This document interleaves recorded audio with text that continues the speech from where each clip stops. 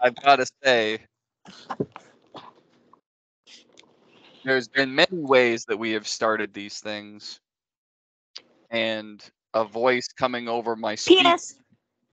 randomly saying "so soft," followed by penis,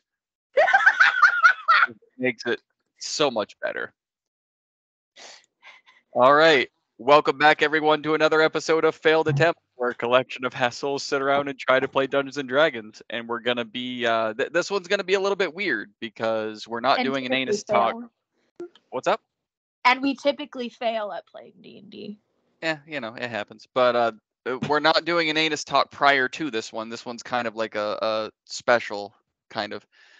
As you can see, we're not doing our Christmas or New Year's because we all suck. But what's going to end up happening is all of the characters from last session who were taken hostage into these makeshift tree houses from the Cyclops people, each one is going to be put under a microscope on their own perspective, one character at a time. So, Jill, sorry, you're going to have to leave. How did I know that was going to happen? This is one-on-one. When he's done, you can sit back in. And I'll go hide in the bedroom. Okay, I love you. Yeah. When he is done, I will call you to the table, ma'am. But yes. So we're gonna start with Yorick going under the microscope, but it's not gonna be different sessions. It's gonna be Yorick going under the microscope. When you're done, Merida will sit down and you'll go away. And then when Merida's done, Steve will pop in and you two will go away. But don't leave until Steve logs in. Otherwise, it's gonna cut off. It'll end the session. Okay. It'll end it right there. And I don't want it being multiple. It's just going to be multiple people, not multiple sessions. We're going to try to, because I'm not putting you under the microscope for 4 hours by yourself. I think each of you will get an hour. By the way, among all of the other sponsors that we have, this one is now brought to you by Corona Extra because our underage is not here right now. So please, for Twisted Tea, Corona, I don't care. Just give me a sponsor. I will drink garbage for a sponsor. Waste management. See that? All right. So, where we are your speakers and everything okay? You good? Yeah. Okay. Good. All right. Fantastic. So, where we left, you guys had a hell of a run last week, and I love it so much. So, after a very, very beautiful ceremony where you all gathered around and laid Merida's younger sister Tyr to rest, your book then glowed that familiar white and gave you, Yorick, the opportunity to bring you and your team anywhere you wanted to go. Absolutely anywhere you wanted to go. The trick to this, and to any teleport spell, is you run the risk of going somewhere you don't want to go based on how familiar you are with the territory. Now, I do have to say something out loud here for any viewers. The chart that is used for teleport is different from the one that the book has. So, yes, he rolled a 51,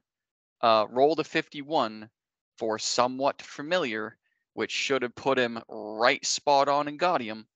However, this is not his spell, it is the book's spell. And those odds are a lot worse. So he rolled for a mishap, which put him where they are today. So after landing in unfamiliar woods and being surrounded by grassland that none of you have really ever, none of you have ever seen before, you were then kind of accosted by a 14-foot tall Cyclops that seemed really quirky and awkwardly friendly and very fascinated with Malador's fire ability.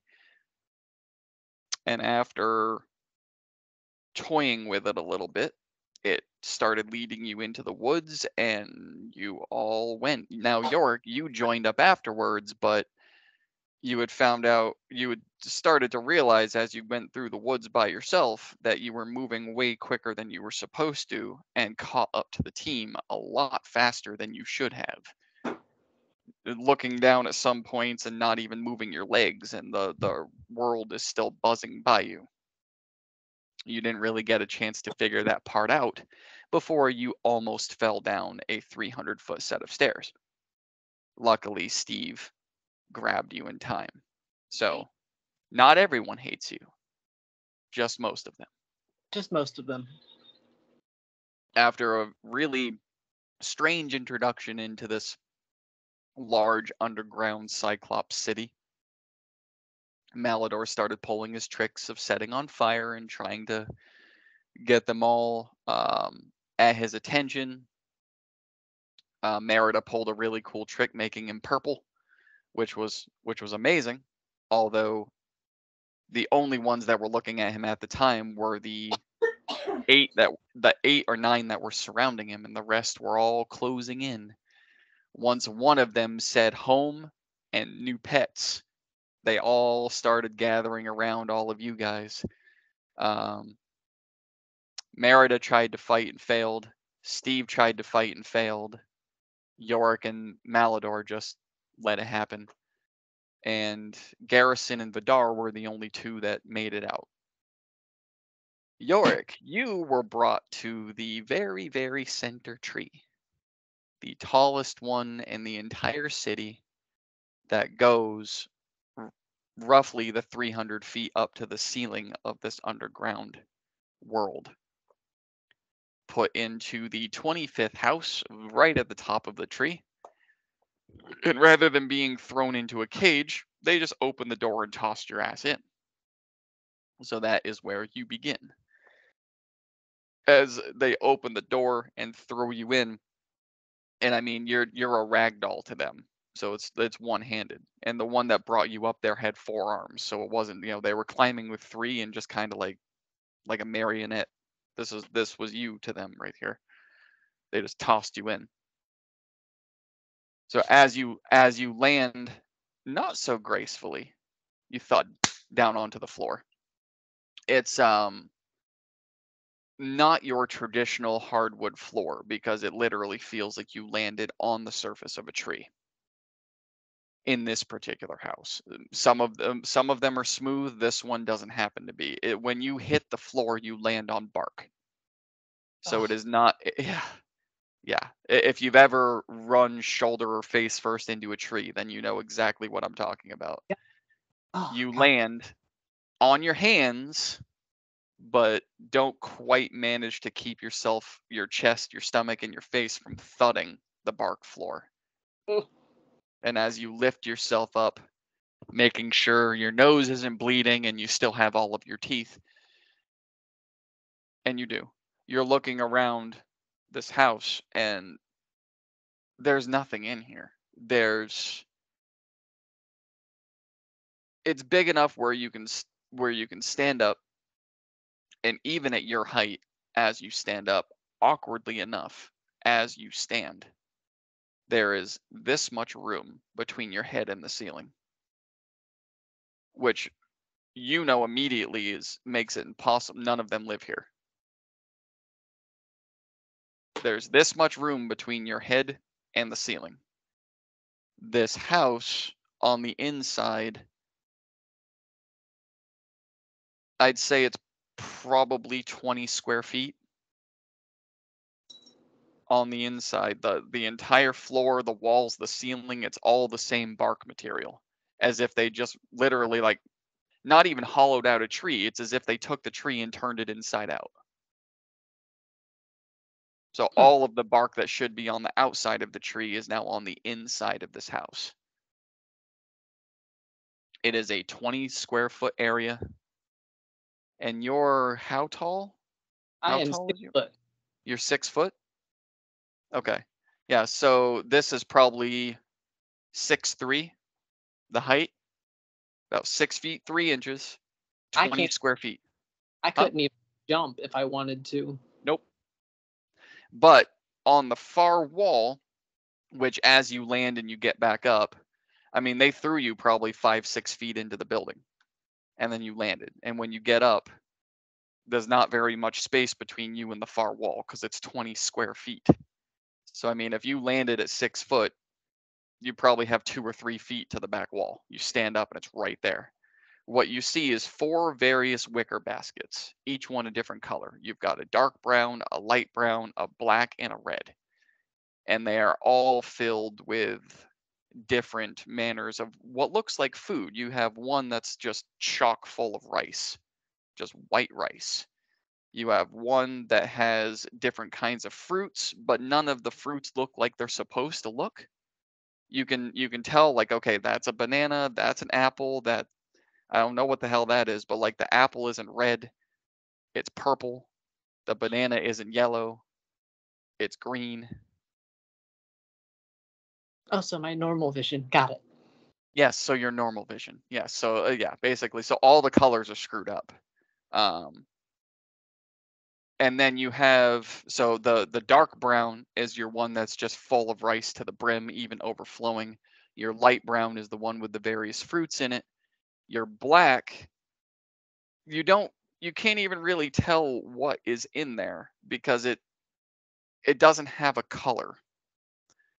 The wicker basket is black, but whatever material is inside it is like a mixture of gray, black, and white, and doesn't really seem to have a shape. And then the red one looks like it is filled to the brim with some kind of liquid that matches the color of the wicker basket. And that is the 4 that you are in here. And after you peel yourself up off the floor, you also recall hearing a lock on the door.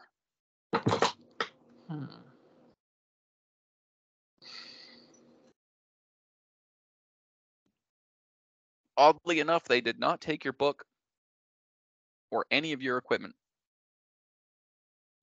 Okay, that's good. I'm going to.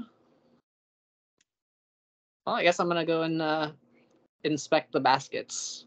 I'm gonna start with the dark brown one first. Okay. I'm just gonna kind of. With eyes or hands? What are you trying to do? I'm gonna use my hands and like just try to feel it, see if it feels any different, or if it just feels like regular rice. I mean, make an investigation check just for the hell of it. I mean, how deep into the basket are you going? Surface, for just to start? Yeah, just surface level, because I don't know what could be under it. So I'm Yeah, gonna. I mean, roll an investigation just for the hell of it, because depending on what I tell you, we'll just get the roll out of the way. You're not using your regular your real dice. That's a good fucking roll. I'll take a nat 20. So. Nope, you have to roll your physical dice. No, I'm kidding. I'm kidding. You're fine. I mean, I'll do it, man. I'll do it. If you're gonna force my hand, I'll do it. I'm gonna turn off the dice option on Beyond. You're no longer allowed to do it. no. No. Then I have to do actual math. Damn it. Yeah, no, that's gonna be a thing. Oh yeah. One more thing, not to interrupt this, but I'm in touch with 2 different companies that make custom dice, trying to see which one's going to give us the better deal. Once I have it, I'm going to pay for it and construct them. Everyone on the crew is going to get the same set of custom dice. I might change the colors based on the character and the player. I know who wants to be on which die. I have all that written down. Now all I need to know is what you want your sets to look like. Colors, variations, sparkles, whatever. Throw all that into Discord and let me know. And then, yeah, then everyone's going to get them and we're going to start using physical dice. Because fuck Beyond. I love you, Beyond, but fuck Beyond. Anyway, because I don't use Beyond. I use my own shit, so. Plus, I love the sound of rolling dice. Just that. Yeah. Like the dice tower that Jake uses every time. Like, roll it again. Just keep doing it. Just keep doing it. Yes, exactly. See? Yeah. See, isn't that way better than just click, oh, I got a 24. Anyway, so yes, you feel the rice, and I mean, you're going with that kind of a roll, like you pick up these grains and you're just mashing them between your fingers and you're looking at it and you're seeing if the colors change or if the texture change. It's rice. It's rice. It's one hand you've got it feels like two different kinds of rice. Like it's the same color, but it feels like two different kinds. You have one that is nice and sticky and rolls up into a rice ball, and then you have another one that just kind of brittle and falls apart in your hands and sprinkles back down into the basket. All right, I'm gonna check out the fruit basket this time. Okay. The fruit basket, what do you go after? Just picking up random? Again, just random pieces, Okay. random things. All right. So you reach down and you pick up the first two pieces of fruit that are on top of the basket, which is an apple and the banana. You pick those up. The apple, as soon as you pick it up, you feel a tingle in the palm of your hand. I need a con save. Oh God. And that tingle starts to move its way down your wrist to your elbow. That's a 4. That's a 4. Okay. That tingle gets stronger and stronger to fills your palm and goes over to the back of your hand and starts just making its way ever so slowly down to your elbow until all of a sudden you just shove this apple into your face. And even 6 foot, just normal sized being, the entire apple just goes right in and just dissolves in your mouth. And it is the most delicious tasting anything you have ever consumed through your whole life of having meals brought to you while you were with Trock, to his magical cart, to all of your excavations and explorations. That this is the most delicious substance you've ever put into your gullet. It even surpasses the crank and yank meals. Oof. And that tingle just consumes your whole body. It just like it follows the trajectory of the apple and all of its material as it just goes down your throat into your chest and your stomach. The tingle just fills your whole body, and all of a sudden this very small, uncomfortable, bark-filled house just turns into a field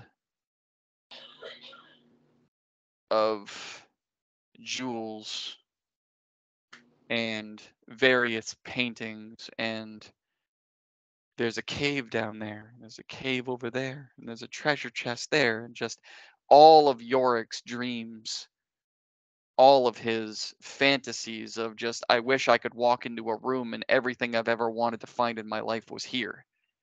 It just fills this space. And all of a sudden, your vision just expands beyond the 20-foot spot. And Yorick is now just in this wonderful utopia.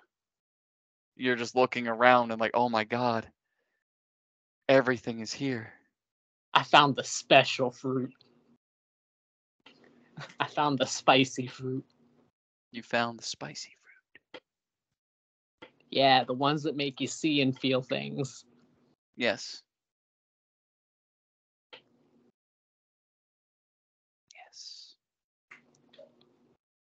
Mm-hmm. You got it. The ones that make you see and feel things. Yep. So what would you like to do? Well, I guess I'm just kind of laying here, just Oh, give me a perception check. perception.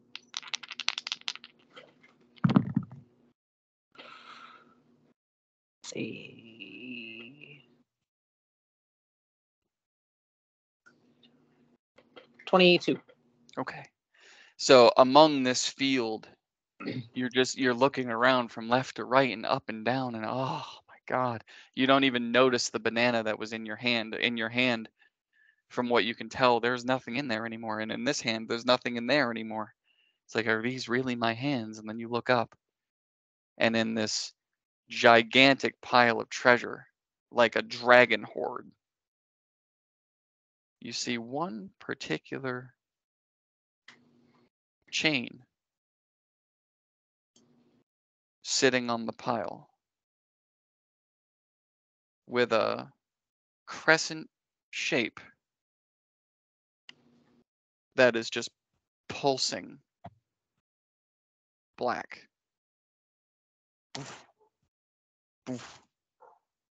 And you think back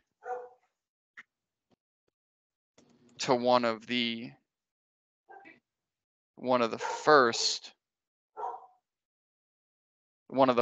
items, because you think back to your decision of why you wanted to go to Gaudium in the first place.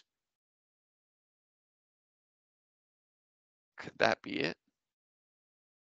Could that be the Amulet of Shadows? And your eyes just fix on this half moon shape that's just pulsing black on this big pile of treasure.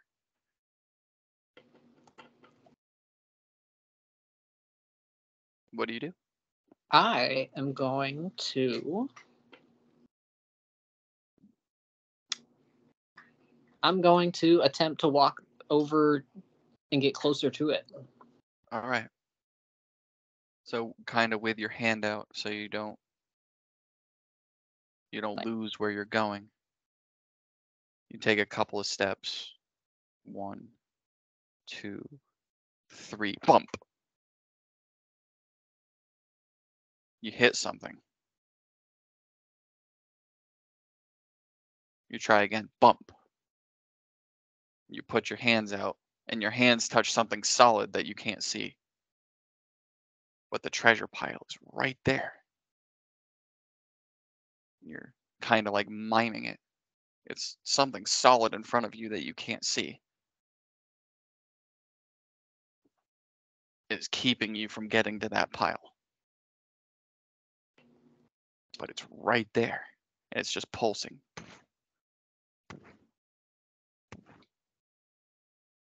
Can I follow this force with my hands to try and see if there's a doorway or anything along it?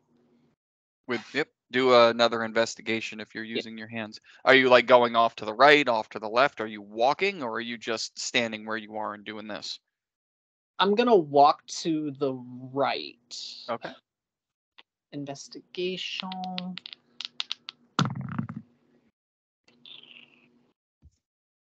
Oof. That is a 9. Okay. So you're walking along to the right of the wall, and you're just, again, you're miming it. You're trying to go high and low and just move your hands across this invisible force field as much as you can. You take a couple of steps to the right, and all of a sudden, poof, you run into something on the right. You put your hand out, and there's another one. And off to the right, you can see that treasure chest that caught your eye before. And it's open and sparkly and jewel crested. And then there's a cave over there that's just calling your name to come search it. But there's this wall here. You can't see it. You bring your hands closer together, and there's a corner connecting the two. Well, I assume if I go the other way, I'm gonna find another corner. And Bubba's, really? Yes, he wants to roll. Binks did it. Yeah, he did. Excuse me.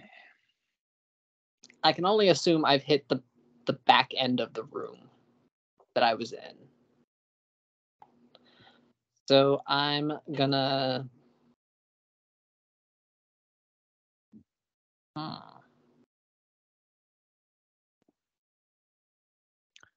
Give me an insight check. Insight.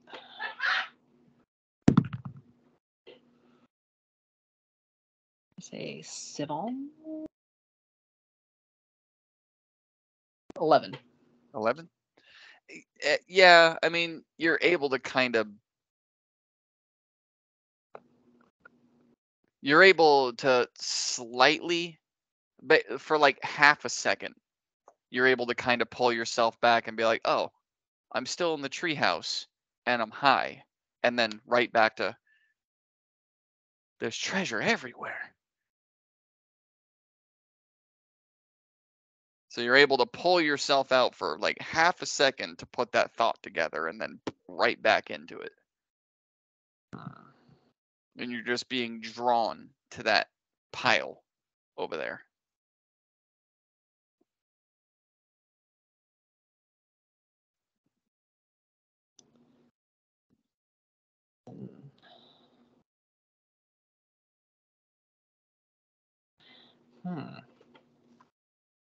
So since I'm still in the room,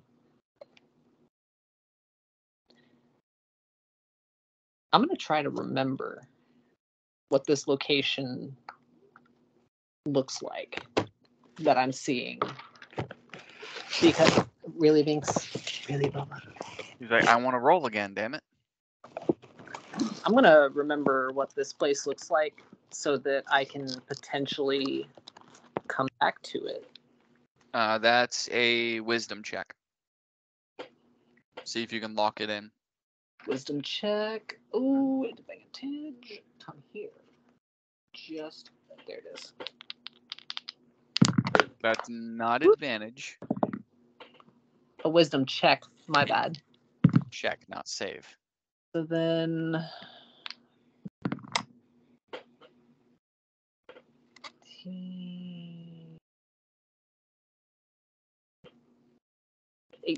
18.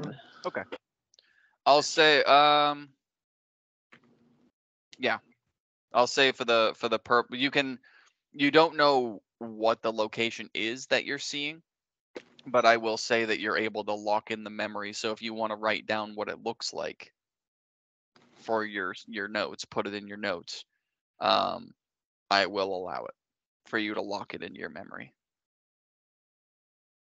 So just basically just a gigantic meadow, grassy, beautiful field with 5 caves in a, just off in the distance, you see 5 different caves, one to the right, one to the left, 3 in front of you. And then between you and those caves is a gigantic pile of just various treasures. And then in front of the right cave is a jewel encrusted treasure chest. And then there is an arsenal of weapons in its own separate pile. Most of which you can't really make out from here. You do see sticks, which you can only assume are spears, and you see a couple of bows, but as far as maybe a sword or two, but other than that, they're all just in a... And that's basically the... And you see it's a cloudless blue sky.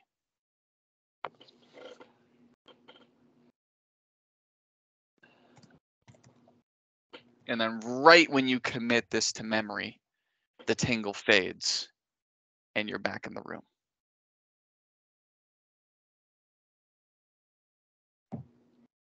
Do I have the banana in my hand still? You do not. Someone stole my banana. Oh no. And as you're looking at your left hand with your crazy high perception, as you're looking at your left hand, do I still have the banana? You look down. You look out of your peripheral vision to that black wicker basket that was all just black, white, and gray and unidentifiable stuff. And there's something sparkling in there underneath it all.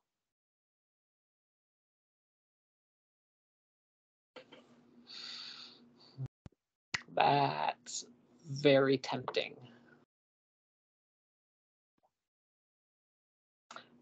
However, I'm gonna put a pin in that, and I'm gonna go investigate the Red Bull now. Okay.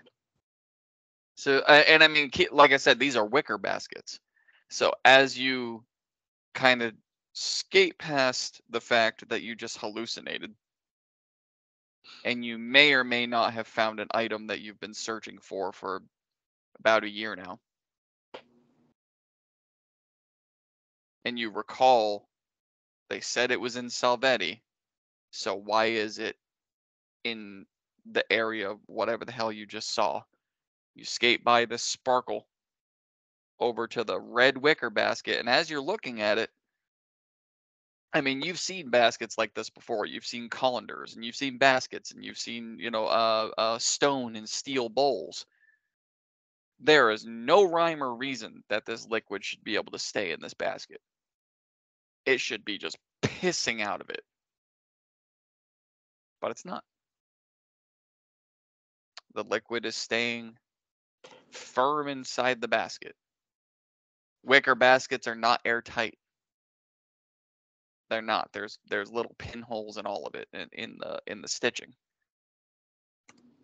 There is no reason that liquid should be staying in there. But it is. And as you walk over on the once again uncomfortable bark floor, which you can immediately recall as you're taking a couple of steps over, your brain fires off for a second. I was actually in that field. Because the footsteps that you're taking now do not feel like they did when you were tripping. Because you committed that to memory and you rolled so well, you're able to tell. Wherever it is that you were actually there. Because the footfalls that you're doing now do not match where you just were. But nonetheless, you walk over to this wicker basket, you kind of lean down, and it's a dark crimson red basket, and the liquid inside matches the dark crimson red. And with every step you put on the floor, it's kind of like the Jurassic Park thing. With every step you put on the floor, it ripples. Oddly enough, though, it does not ripple from the inside out. It ripples from the outside in.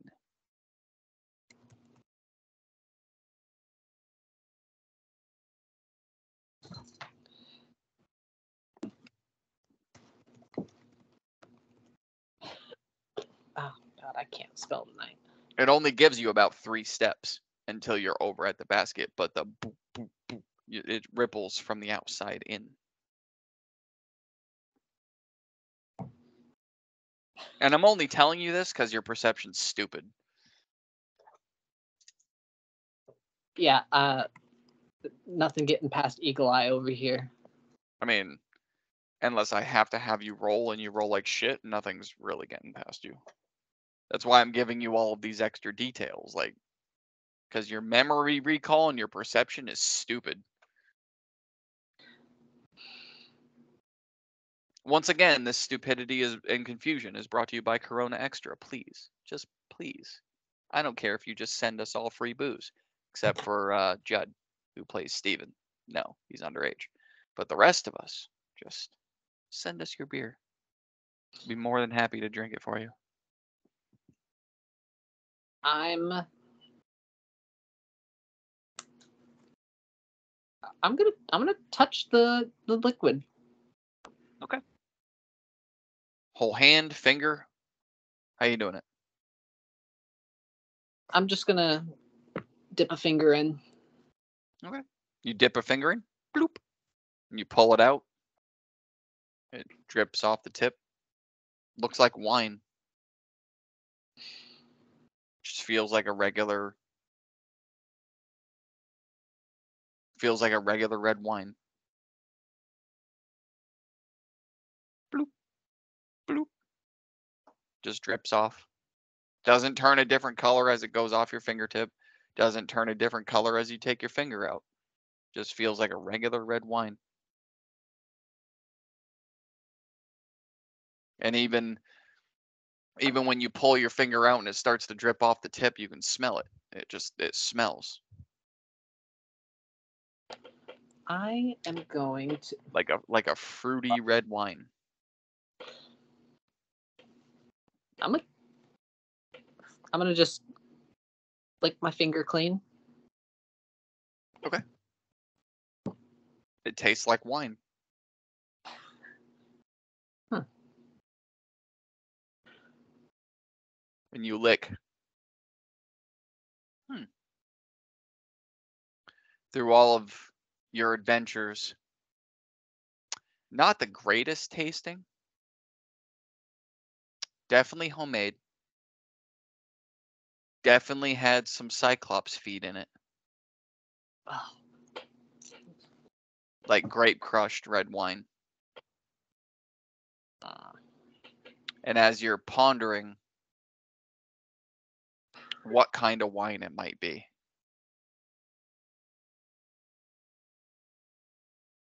you feel your tongue start to get bigger and bigger and bigger until you can actually look down and see it. And it just keeps going and going. And then it curls like a lizard tongue till it's about this far away from your face. And now you have this ball of a tongue coiled. Oh God, what is that gum? Fruit roll up. No, not fruit roll up. What is that gum Hubba Bubba tape. that one? That's what it looks like. Just Oh.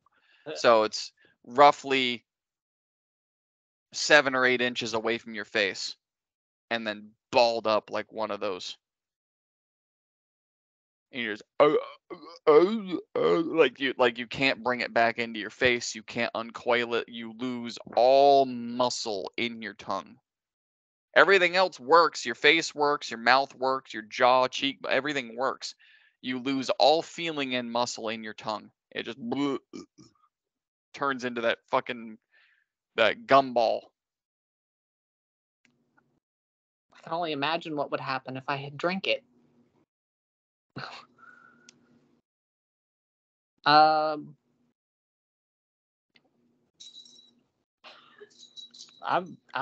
freaking out. And through all of this freak out and all of this confusion, your side eye goes right back to that glisten in the black wicker basket.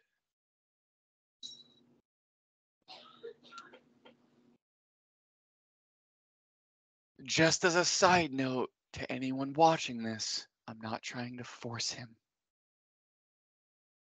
Please do not bitch in my comment section.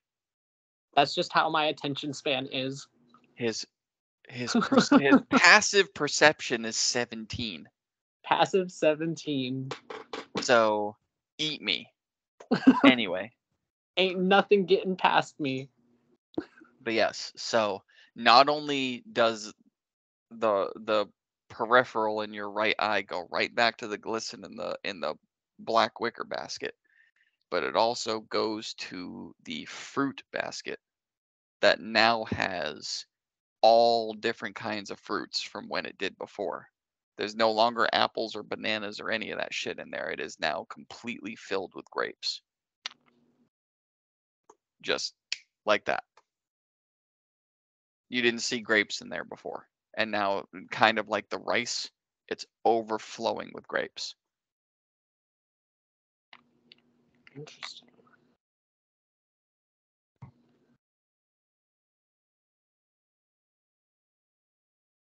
Can I just say as a side note, when I play as a player and a puzzle is thrown at me, I just want to kill the DM. But as the DM, I love fucking puzzles. I love puzzles. Especially ones like this. It's like, I wanted to put that as a side note because the last time puzzles were thrown at me or God, what the hell, riddles? I can't. I just want to do this to whoever created them.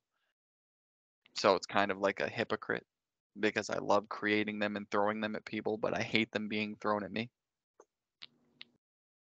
Anyway, what I'm would gonna.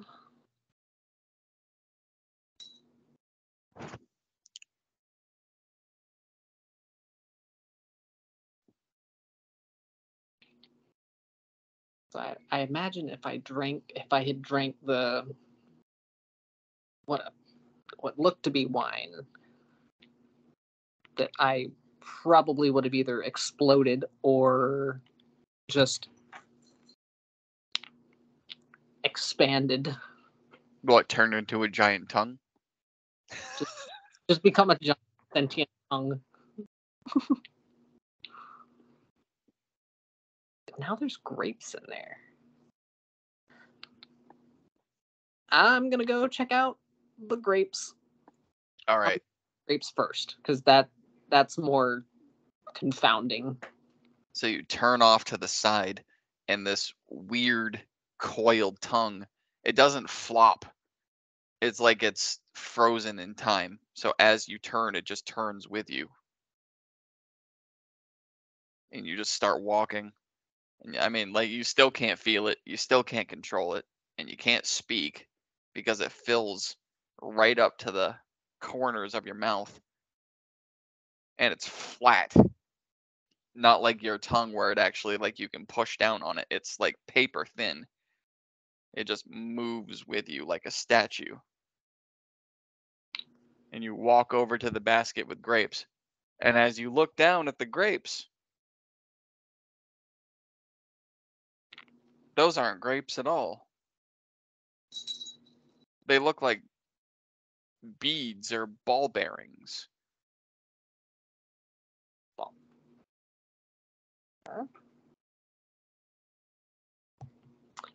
I am going And to. all at once in that moment, as you're trying to decide what to do and make heads or tails of this, your tongue goes right back into your mouth, and you nearly choke on your own tongue because it uncoils and whiplash right back in Like a tape measure. like a tape measure, and you suddenly have feeling of your face again. Ugh. Like, what the hell is this place? I'm gonna inspect the not grapes. Okay. As you pick them up, they literally feel like cheaply made necklace beads or like ball bearings. Okay. Like marbles. Like, you would think when you pick them up, they'd be grapes. You could just crush them. And like, maybe this is what made the wine that turned my tongue into a lizard. No. You pick them up and it's like, okay, well, I've seen necklaces made out of these before. And so you have some that have the holes that are all the way through and then the rounded off, just like translucent. Some of them are see-through. Some of them are that silver that glistens, and some of them are big. Some of them are small.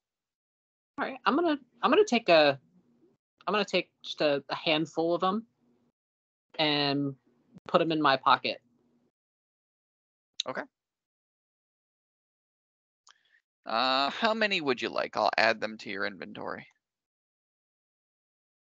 Like 6. Okay. I'll call them beads.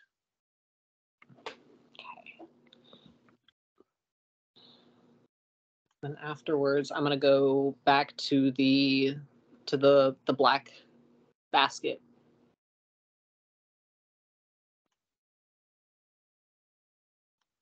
I'm trying to do.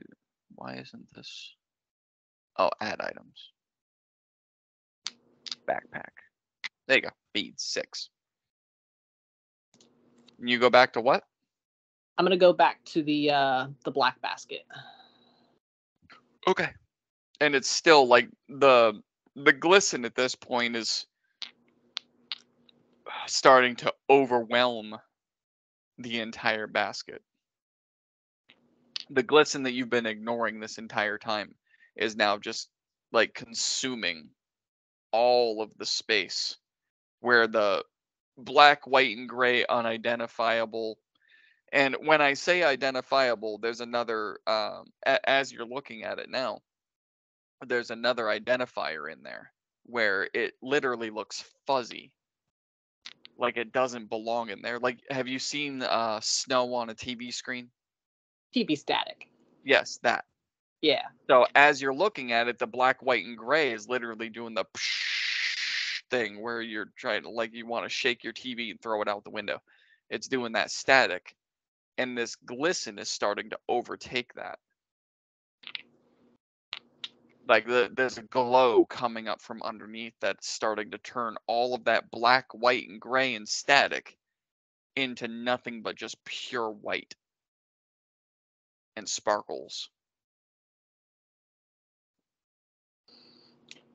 You hear that familiar voice in your head from your, favorite book. My favorite deity. Glad to see I'm not the only one that messes with your mind.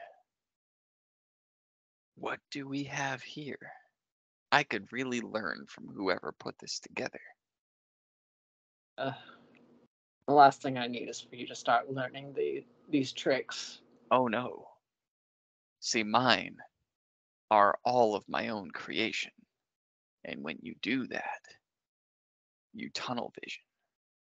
Whoever put this together for you, there's a reason they threw you in here, and whoever put this together for you was clearly trying to mess with you, and clearly, for some reason, has an understanding of who you are and what you are.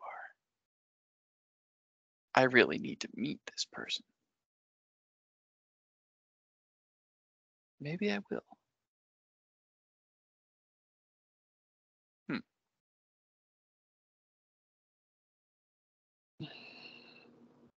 We'll get there eventually. No response.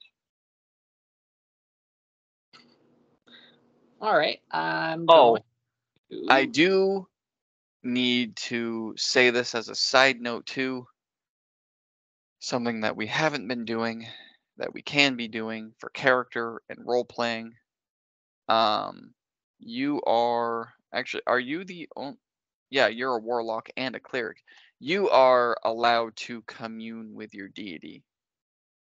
So far I've been forcing all this weird shit on you because of the book, but you are literally allowed to commune. You can do it once a day. You can do it basically once per long rest. The only drawback to it is it wipes everything out. So if you get up in the morning and you commune, that's all you can do for the day. You can't do any other spells than that. It wipes out your entire energy pool. But you are literally, like, if you wanted to talk to the Archfey one-on-one, have me be the Archfey and you're Yorick, you tell me you want to commune, like, before you go to sleep, and we have a conversation.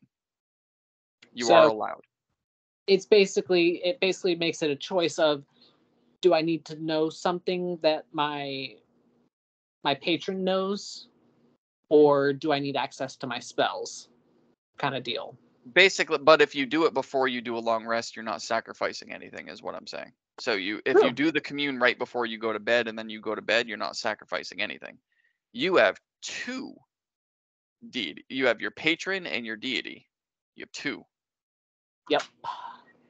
So you can commune with one at a time, and you have to roll to see if it works. But that's just something that I haven't added in yet. Because I think you're the only one that's able to do that. Because sorcerer, no, not. Oh, cleric. Yep, Merida could do it too. So I have to let her know that. Food for thought. Anyway. Okay. But yes. All right. Steven can do it too. He's a warlock.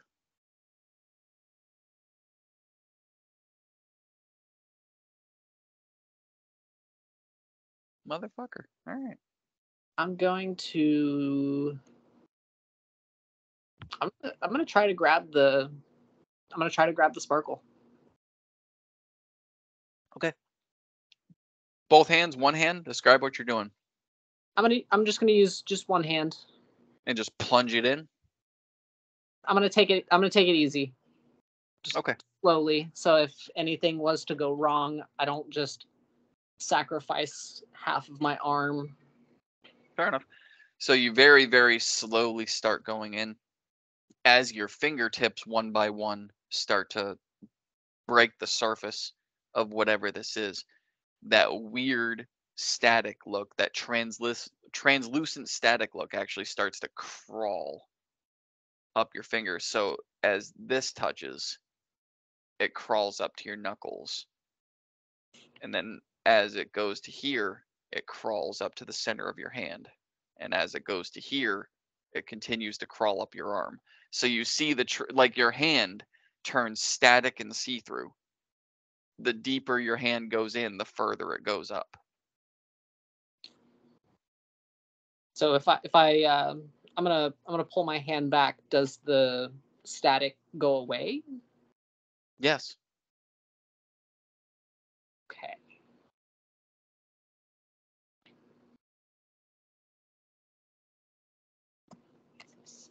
Does go away.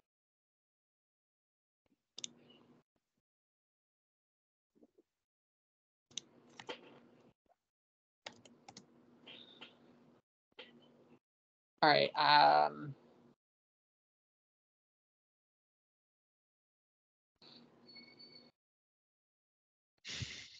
Has the rice basket changed at all? No. Nothing. Nope. Okay.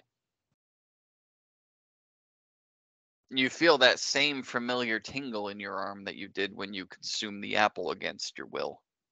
But the static and translucent is gone.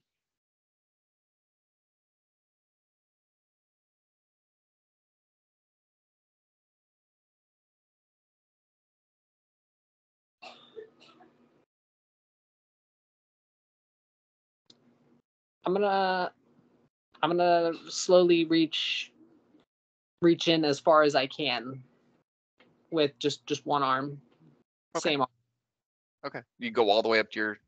I mean, you reach in as far as you can, and it goes all the way up to the point where you're as if you're reaching underneath something and you're trying to stretch as far as you can because there's something blocking the rest of your body. It goes all the way up, right underneath your armpit to the point where it hurts, and you can kind of feel the wicker basket like folding underneath your weight, and right up to the crest of your neck and shoulder, all the way down. And you don't feel a bottom. There's nothing in there. Pocket dimension. And as you reach further and further and further, your head starts to dip into the basket. And there's still no bottom. You know, at this point, you could literally, it feels as if you could just crawl right into the basket. I could, but I don't think that's a very good idea because I have no idea what this leads to. Or all right, I'm gonna.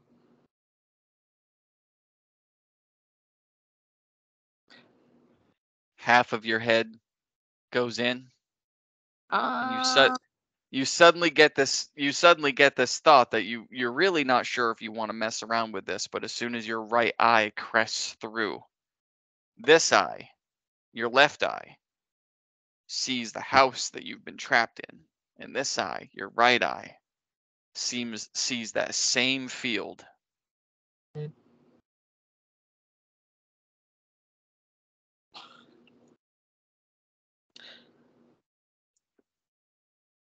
I'm gonna pull myself back out, All right. and then And like sparkles and fairy dust just go all around the room. lovely, just what I need, glitter. Interesting. All right, so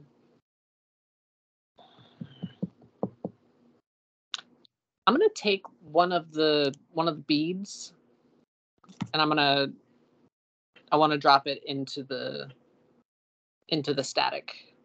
Okay.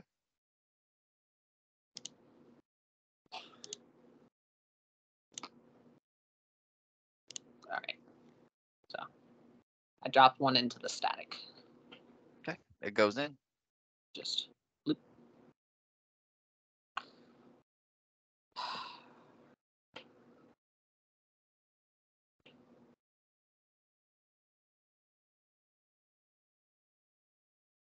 It disappears in. Yeah. You can't see it anymore. Oh, this is a dilemma. Oh, this is a dilemma. Part of me wants to go dive head first into it, and then the other part of me is just like, it's probably a dumb idea.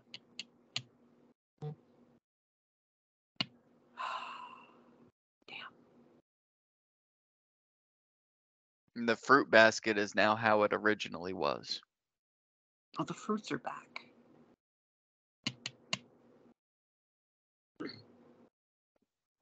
And I still have beads. They didn't change or anything. Nope. You still have 5 beads. Okay. 5 more because you dropped one in. All right. So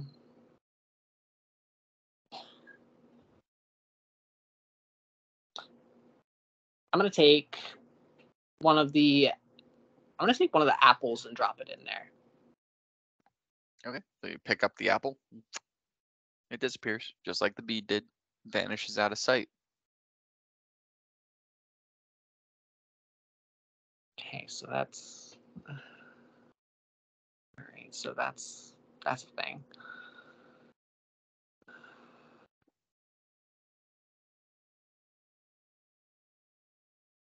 So go over what you know so far. So far, I know that the apple makes me, well, what I assume is an apple, takes me to this field. However, my movement is confined by the room that I'm in. So it seems like I can if I eat the apples, I can go to that place. But because I'm locked in a room, my movement in that plane of existence is limited.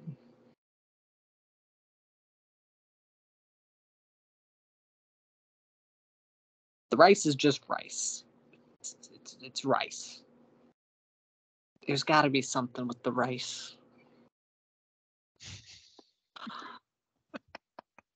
Oh man. And then the TV static bowl. The shiny is getting more prominent. But when I try to reach in, I just get consumed by this static, almost like my limb has fallen asleep, kind of painful. No, it's not painful. Oh, it's not. You don't even feel the change. I said it's a tingle, but it's not a falling asleep painful tingle. It's a pleasant. Oh.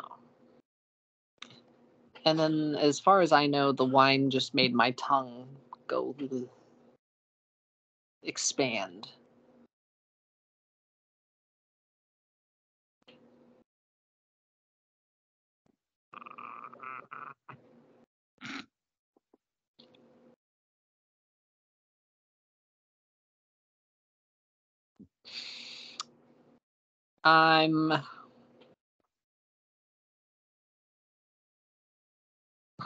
Honestly, I'm stuck. Oh Lord. Yes, Yorick is recalling all of his confusing explorations If I move this rock, everything collapses, but I have to move the rock to get to what I want.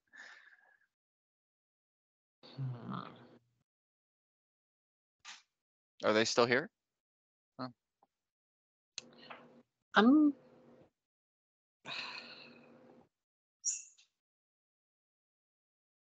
All right, there's gotta be something more to this. I'm gonna.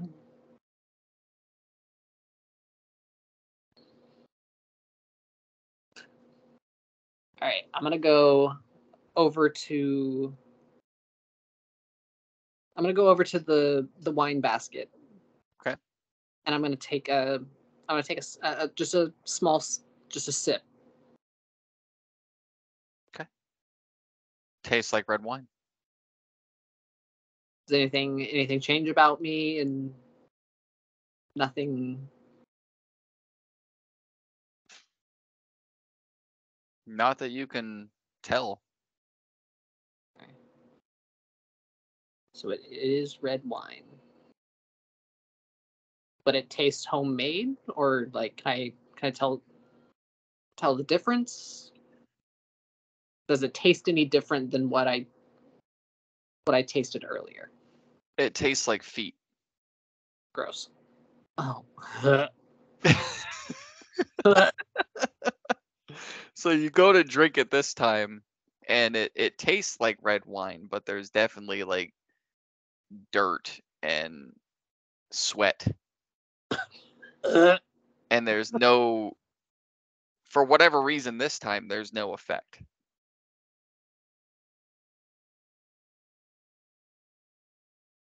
So it seems that it was a one-time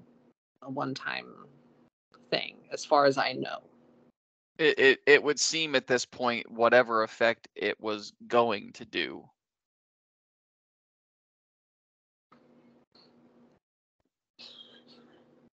Damn, I probably fucked this puzzle up by doing that. Oh man. All right. Well.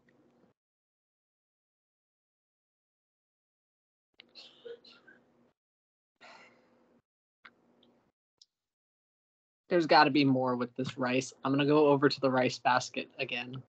Okay. And you know what? I'm gonna give it a taste. Is it cooked? Or is it just rice? From what you felt of it before, how brittle it was and how you were able to roll it literally into a rice ball, it felt cooked. Okay. So if I eat it, which I'm gonna take just a little bit of it and try it. Tastes like rice. Unseasoned rice. So it's literally just rice. Okay. Oh my god, I'm an idiot. Oh god. I love this little goober. All right. So it's just rice. What does the rice have to do with anything? God.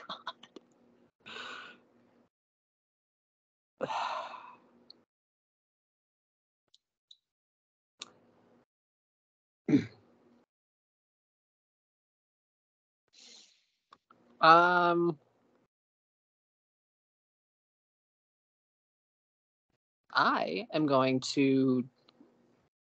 gonna go back over to the wine basket, and I'm able to pick it up, correct?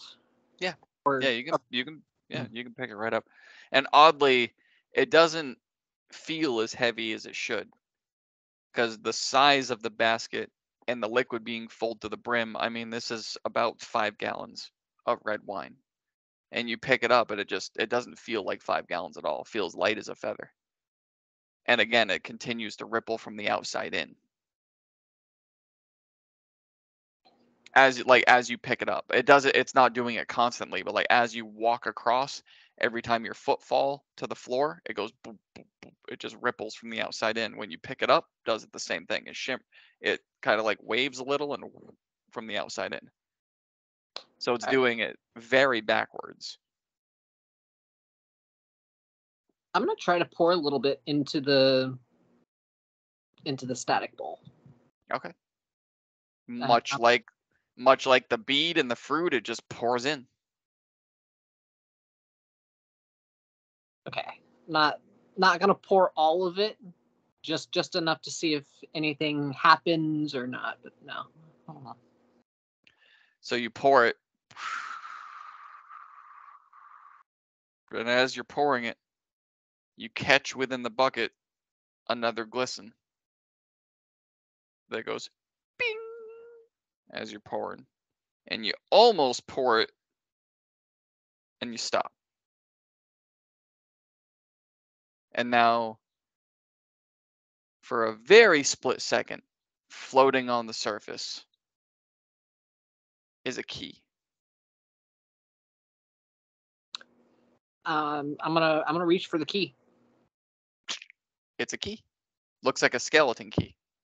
Oh, okay. All right, I'm gonna hold on. I'm gonna hold on to that. I'll add that to your inventory.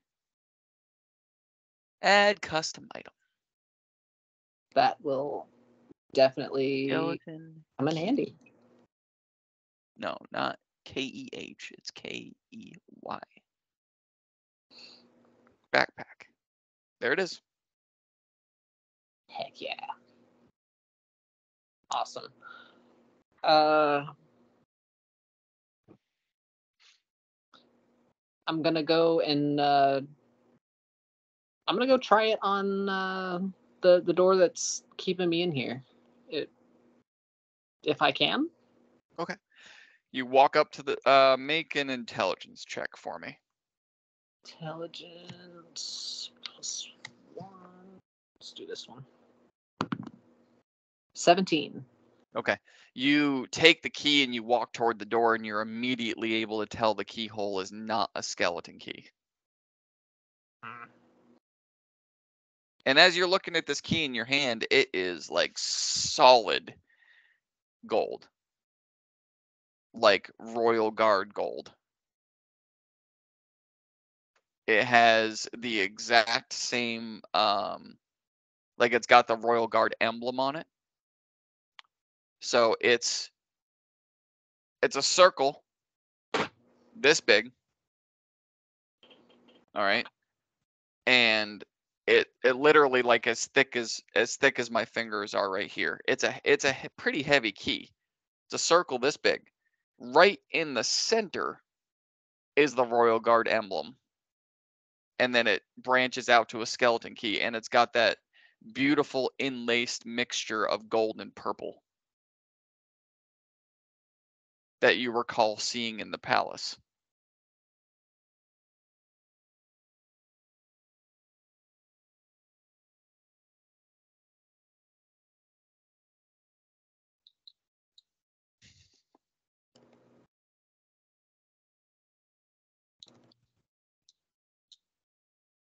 Okay.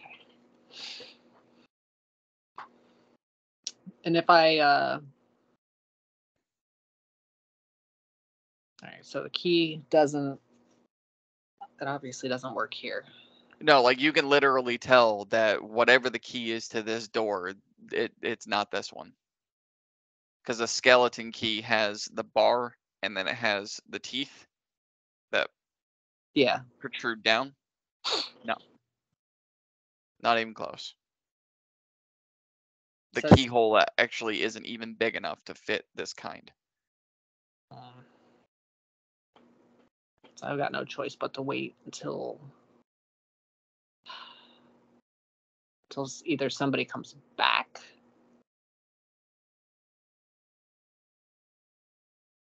or maybe there's another way out. There's no other openings other than that door, is there? No, like there's not even any windows in here. The only reason you're even able to see in here is because of your crazy 120 feet dark vision.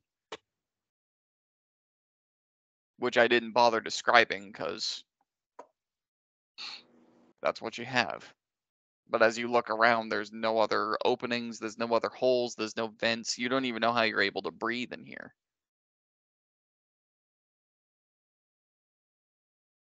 And with that, sir, your segment is over. Interesting.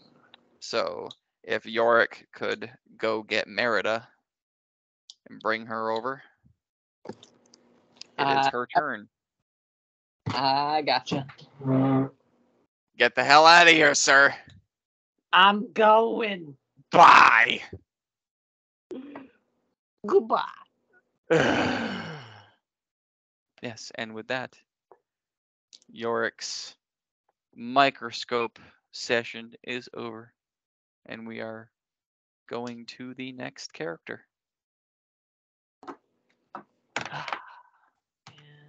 Ain't that fun?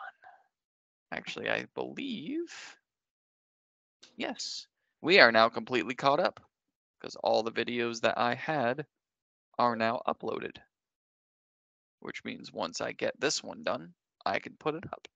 Fan-frickin-tastic. I like it.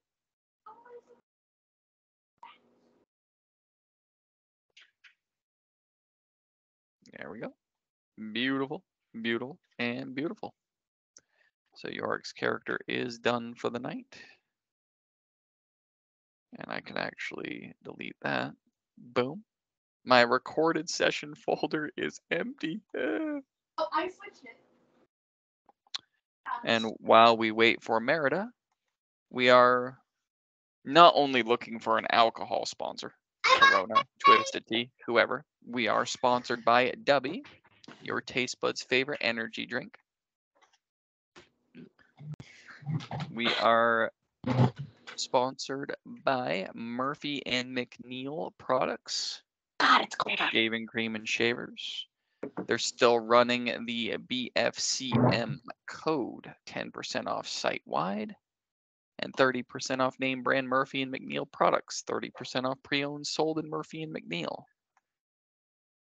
We also have our clothing and apparel store, Major Fuckwits store on Teespring. All those links will be in the description underneath the video or in the comment section pinned, whichever. And with that, oh, welcome. Hi, how are you? I just got scared. Poof. Yes. So now he gets to go away and you get to sit in the hot seat. Actually, I'm not sitting in the same chair, so it's not very warm. Oh, okay. Well, it'll be warm when you're done. It will. Okay. So I'm going to do a quick synopsis because I gave the lengthy one with him, but I do want to help you recall where you ended. So you guys, you did the ceremony with Tyr. Yes. Yorick's book began to glow white again, and for whatever reason, he said the word Gaudium out loud, and you guys were teleported to an unknown forest out in the middle of a grassy field that no one has ever seen before. And after a bit of confusion and hearing a weird noise, you are approached by a cyclops who was very fascinated with Malador's fire. You all eventually followed this creature to their underground city that expanded forever. When you reached the bottom of the staircase, you slowly started being approached by a horde of these Cyclops people. You were all eventually hugged very lovingly and taken forcefully into their treehouse. And you were, and actually I had to watch the last video that I just posted, which I named F those Cyclops people, I think is what I named it. Because I was gonna name it Campaign 2 Teaser, but that didn't seem to fit very well. I think, if I recall, I have been drinking a little bit. Oh, F those Cyclops is what I named it. Hey, I've been smoking, so we're great. Well, there we go. Look at what I got for Christmas. Hell fucking yeah! There you go. It's Merida attacking a city. Oh, hold on. He has to see the other thing. God. All right. That's okay.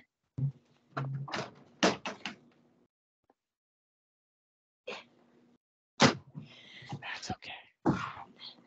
What do we got? What do we got? What do we got? What is that? Oh, hell yeah. It's a little minifigure of Merida. There you go. Hell yeah.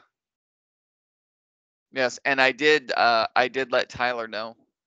I've emailed 2 different companies about customizing dice. Sweet cheese. So everyone is going to get their own set. I know who wants to be on which die. You all got that. But I also need everyone to tell me what they want their dice colors to be.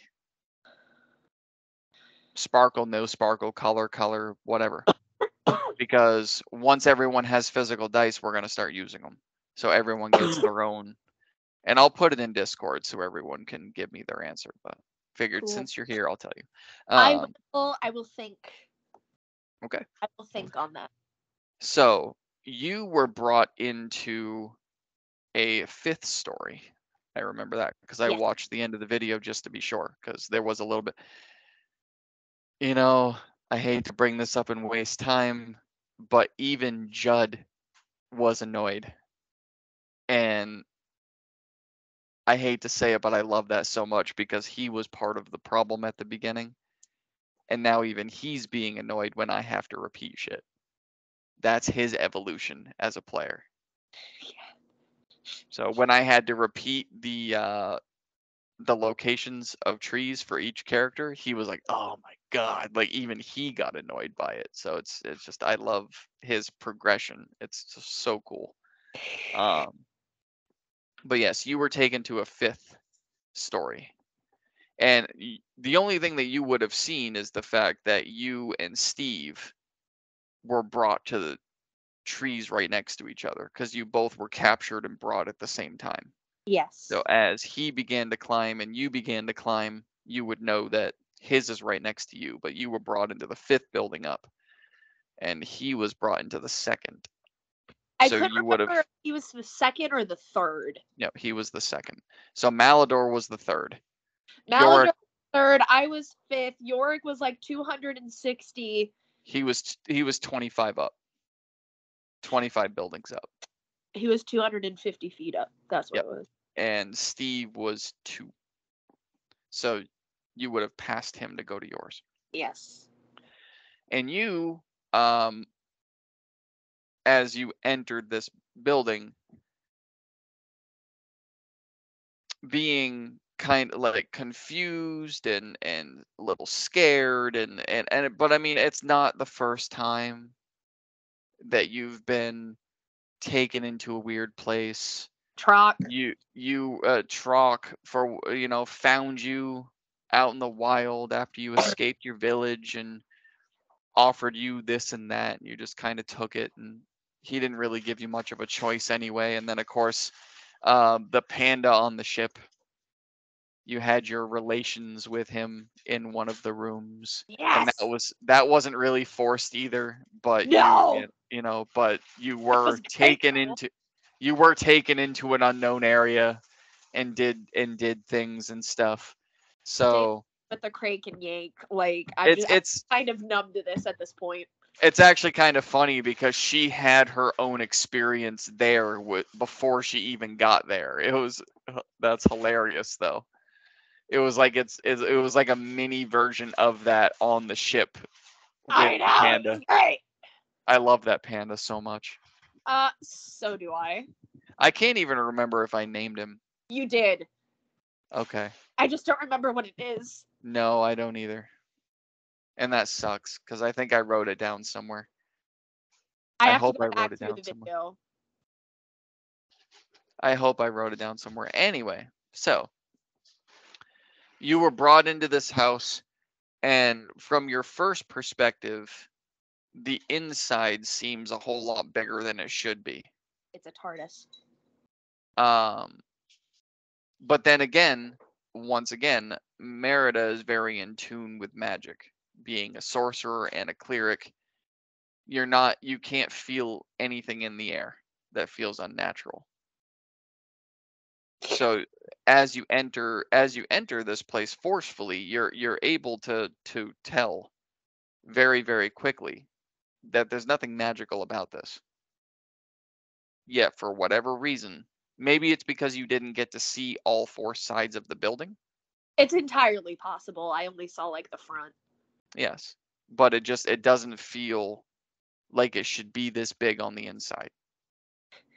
Why is it a TARDIS? And I don't understand. So as you're being brought through the front door, I mean, it's literally like a 1,000 square foot building. And the cage that you're thrown in is barely big enough. I mean, you're a 5-foot panda. It was for like a 4-foot dog, wasn't it?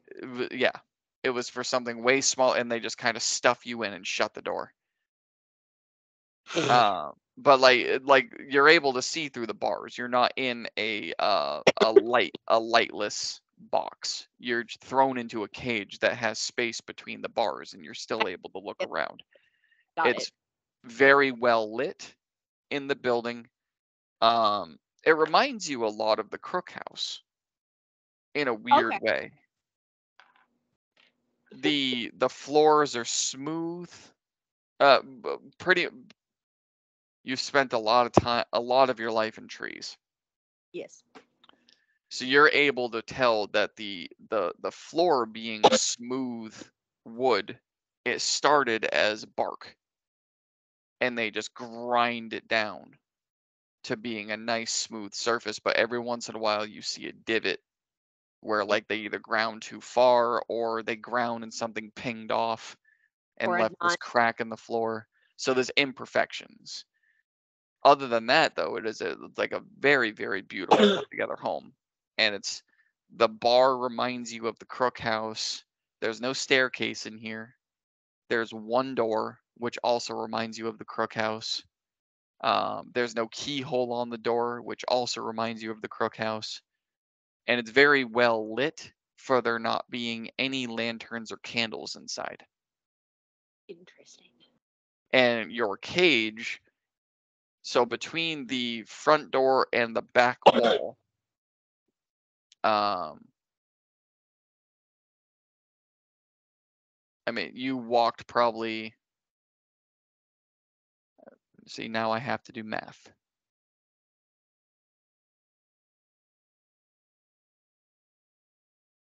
Probably 30 feet from the front door to the back wall. And then you were tossed in a cage. And you look to your right and you look to your left, and the walls are just expansive. So it's a rectangular shape. Okay. Is what you're able to put together. And it is huge. Like the ceilings are tall, even for you. But I mean, like these 14, the 12, 11, 12, 13, 14-foot creatures are walking around inside the space without hunching over. And there's the one that carried you, which has 4 arms, and then there's another one behind the bar that only has 2, and then there's one off to the left that has 5, and that's the 16-footer, and they're able to walk around in here without hunching over. Okay. But you're just like crushed and squeezed inside this little cage. Feel like I would be like crouching on all 4s at this point, just yes. to like maintain space. Such big ceilings, and yet I'm in such a tiny box. That's not fair. Pet. Is Pet hungry? No, but I'd like a little more space. Pet. Take that as a no. Pet. Pet, yes. Pet. Oh. Bit of a pickle, aren't I? Huh. You said there's 3 of them in here? Yes. One behind the bar, the one that held you, and then one more. Okay. Beep. Oh, okay. cat beeped at me. The cat beeped at you? Yes. Chewy Paws came. Chewy Claws came today, and they got their presents from Santa Claus. There you go. And Lydia got what she always wanted. What's that? A box. Just a box. Okay, so there's 3 of them. Curious about what time is it? Tell what time it is? Not from. We're technically underground. No. Okay. No. So I have absolutely no concept of time. Got it. Yeah. That's great.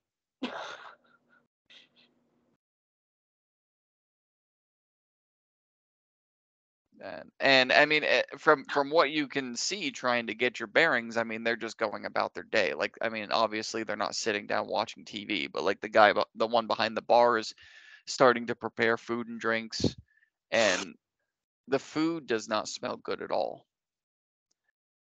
I mean, you're sitting there basically just like, can I get some fish and bamboo? And that is not what they're cooking. You have no idea what the hell they're making, and to you, it does. I mean, for a creature that stuffs their face with virtually anything, it does not smell good at all.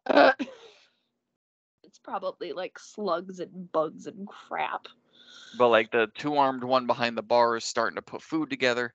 The one that grabbed you, they are the one that approached the cage and said, "Pet, pet, are you hungry?" And then pet and walked away toward the bar to help prepare the food. The 5-armed one is actually starting to like take off of its gear and hang it up on what looks like a makeshift coat rack, but it's not separated from the wall. It's on the wall. It's just putting its equipment up. Oh, it's just like a random like antler or something, or a random branch. Okay. Yeah. Got it. So I can see that technically they're not armed. Yes. And technically tells me that I'm not in immediate danger. So I think what I'm going to do is I am just going to observe these things and see what they do. And just kind of figure out what their plan is. Oh, another thing that I have to tell you, because I had to tell Ty, because he is a warlock and a cleric. Because you are cleric, you are allowed to commune with your deity. That is a wisdom roll. If you roll the right amount, then you're actually able to like meditate and talk to your deity. I have a deity. However, if you do this, it wipes everything else out. So it's recommended that you do it right before a long rest. Because like if you wake up in the morning and you commune, you're done. You can't do any other spells. Yeah, that sounds about right. It wipes you out mentally. It just takes your whole pool. So just a thing that I forgot to tell all my spellcasters. Because like Steve's a warlock, Yorick's a warlock, you're a cleric.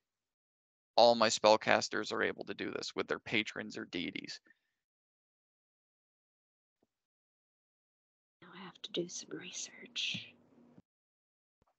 Because you chose a deity when you were a cleric. I did. Yeah, you had to.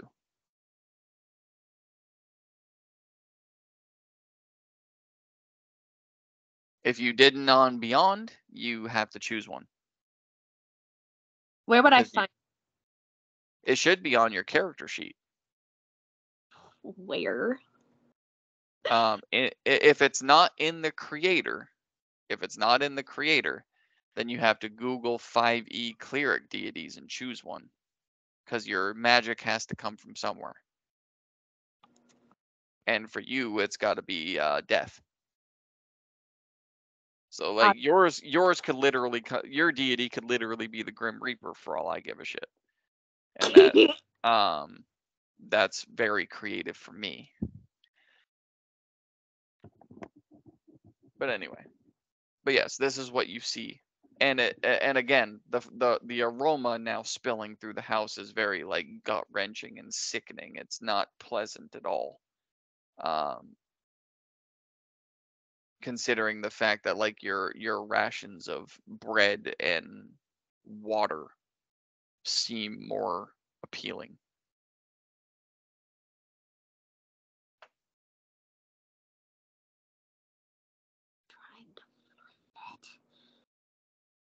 So what would you like to do?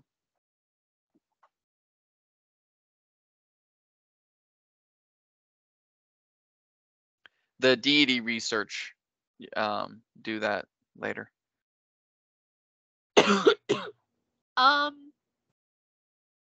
Actually, I think what I'm gonna do is, because I believe I still have some. Let me see. I should have some. Other, I do. I think actually I'm okay because I'm not starving. I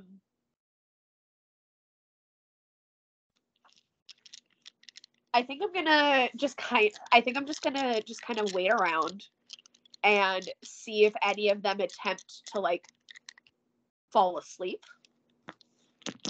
Because I kind of have a plan that Okay. if they try to go to sleep, I want to spook them. You want to spook them? I want to spook them. With what do you? You know what? We'll wait for that. We'll wait for that reveal. So you're waiting several hours, basically. Yes. Putting this plan together to see if any of them go to sleep. More or less. Like I'm just kind of like observing them, seeing like what their habits are, just kind of getting to see what they do on like a daily basis, kind of see like, is there a threat? What maybe they have like a weakness, just kind of like pay attention and just chill and just observe. Okay. Give me a perception check to see how much I can tell you. Perception. That's a +3. Okay. We're gonna try to do shiny click clacks. I was gonna say either beyond or regular dice. It's up to you.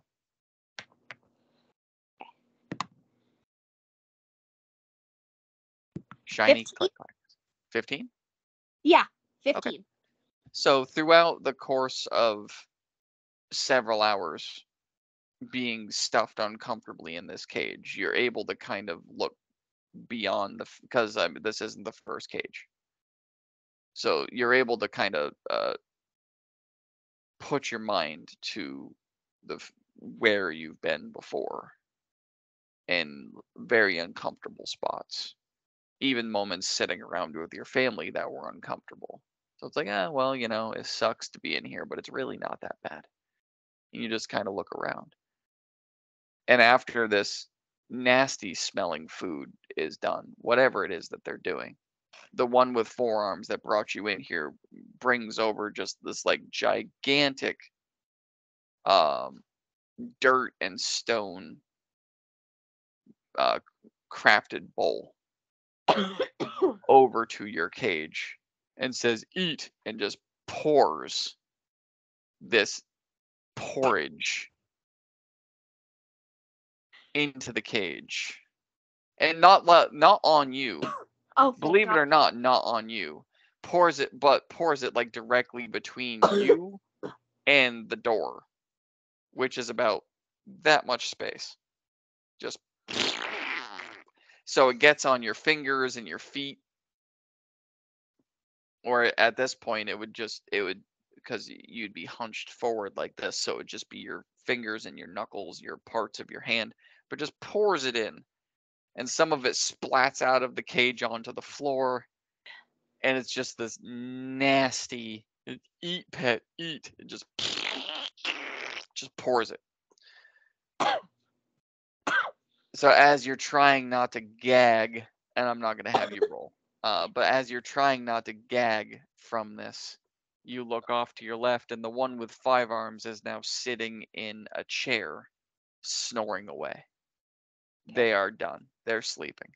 The one off to the right with 2 arms is kind of laughing at the fact that you're now kind of being drowned with whatever the hell they put together. And after about half of this gigantic bowl gets poured, he stops, eat, pet, and walks back to the bar and puts the bowl on it. And then walks behind the bar and lays down onto a bed. That's 2. One more.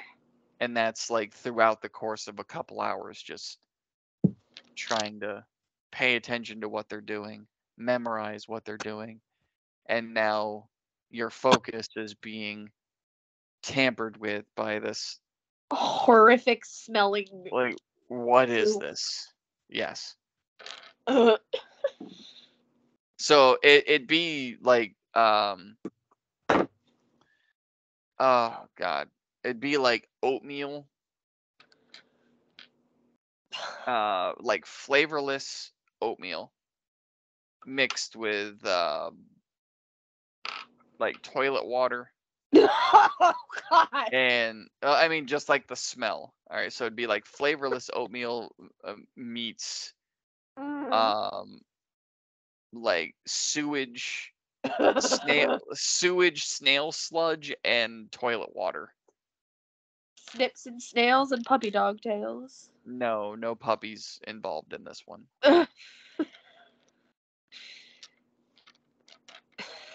That's just horrifying. Yes. And now it's like in the fur and on the back of both of your paws and kind of spilling out of the front of the cage. Like they tried to hit whatever bowl they had in there that was made for you to eat out of, and it didn't. Completely and utterly missed the Just entire like thing. couple of splats here and there inside the bowl, but Maybe a couple of droplets. yep. Other than that, it went just everywhere else. Merida is literally just gonna look at her paws and then do like the loaf thing and just stick her hands. Like what cats do when they yes underneath. Okay. So you shake, but I mean you're so limited the space that it splats on you even more, and outside the cage it goes onto your face and onto your shoulders, and then you just kind of do the cat thing where you go underneath. But now, I mean, now it's you may as well have just taken it and rubbed it underneath your nose, because now you splat it everywhere. So the waft went everywhere. It's just her automatic reaction when her paws get wet is Yep. And you just made it a little bit worse. But you are able to tuck under. just, And sit there and pout, just yes, through your disgust and dismay, you are able to see that the only one still awake is the one that prepared the food, and they are cackling the entire time that they're watching you shake your paws and try to tuck them underneath, and they're just standing there and just as they're just preparing more food and she'll just stuffing look over. She'll look over, kind of like squint her eyes, and just stuffing its face with whatever this is and preparing more, and stuffing its face with whatever this is and preparing more. I'll just sit there and pout, just. All right, I do need a con save. Fuck. Which you do have advantage on, and it's a +3. I do. Okay, this I'll do Yes, on because I don't want to fuck that up. Well, let's see what you got.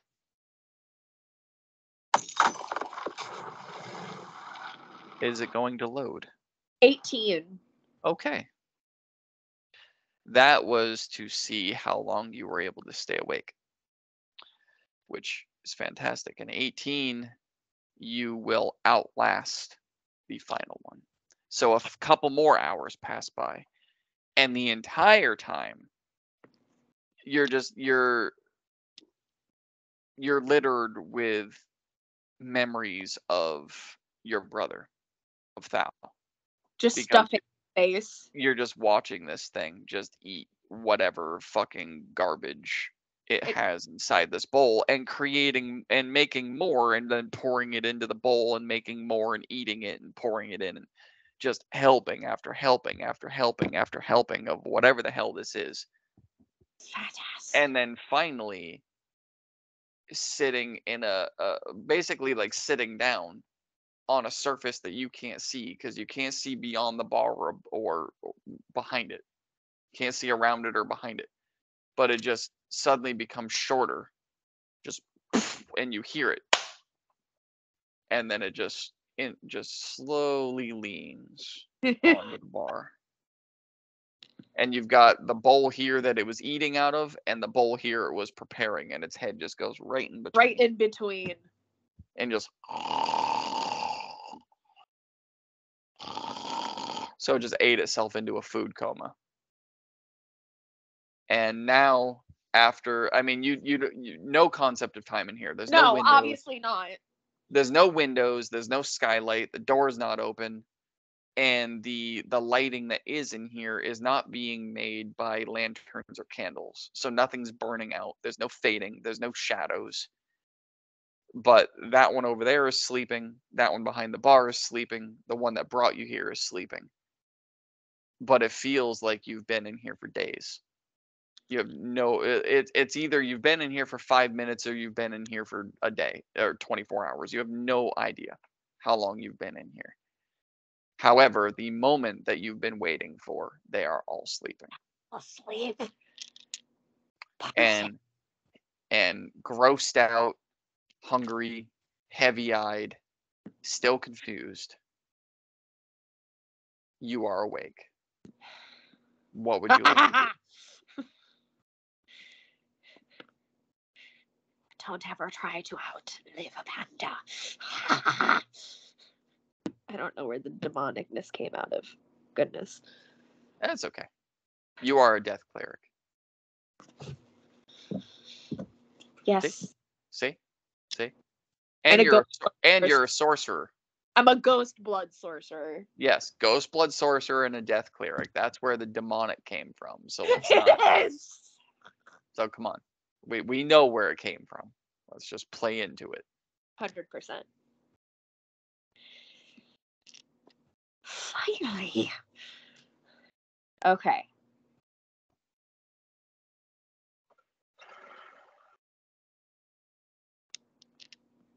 All right. We're going to pause for a second because Okay. So, put a plan together. Say whatever you wish while I'm gone. I'll be right back. Okay. Insert Jeopardy music here. Honestly, I honestly have. I kind of want to play my favorite song, but that's kind of weird. Hello, people of YouTube. Sorry. First ever solo session. So, we're gonna spook these fuckers. Because what I'm gonna do is I'm gonna cast Thaumaturgy, and I'm gonna open and slam the door to freak them out. And then I'm gonna cast Dancing Lights to kind of freak them out. And then while they're not paying attention, I'm gonna move all of the sludge out of the cage, and then pretend to be asleep so they don't realize it's me freaking them out. I hope this works. I really hope this works. Because this is going to be fun. Because imagine the opening and slamming of doors, and then all of a sudden these spooky ghost lanterns just poof, and just kind of are gonna slowly dance around the room, and then poof, they disappear, and then they'll be like, "What the fuck?" And I'll just be in the corner sleeping in the cage. What do you think? I think it's gonna work. I think it's a great idea. It's gonna confuse and scare the crap out of them. I don't know how they're gonna react. I don't know. I'm being weird. I'm so sorry.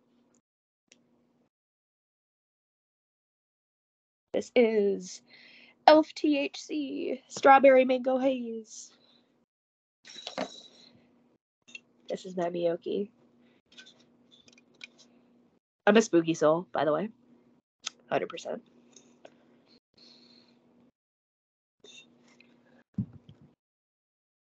I'm so glad I got to play tonight.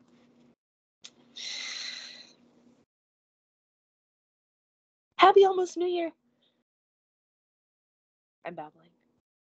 It's fine. It happens. It's okay.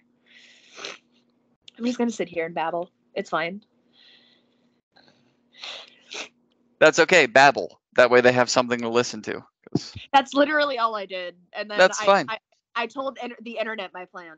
I hope it goes well. Okay. I have no idea what it is because I didn't hear you. I'm so excited. So, what would you like to do? Okay. So first, I would like to cast Thaumaturgy on the door and start opening and slamming the door. Okay. That's what I want to start with.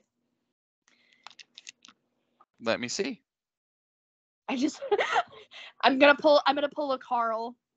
Oh, okay. So they rolled a 4, a 3, and a 3, so none of them wake up. None of them woke up. No.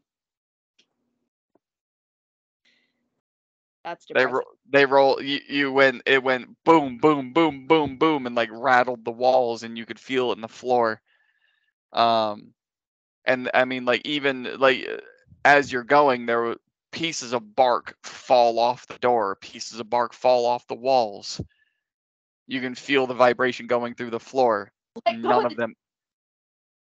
of them move. The 3 of them just continue to snore. Damn it.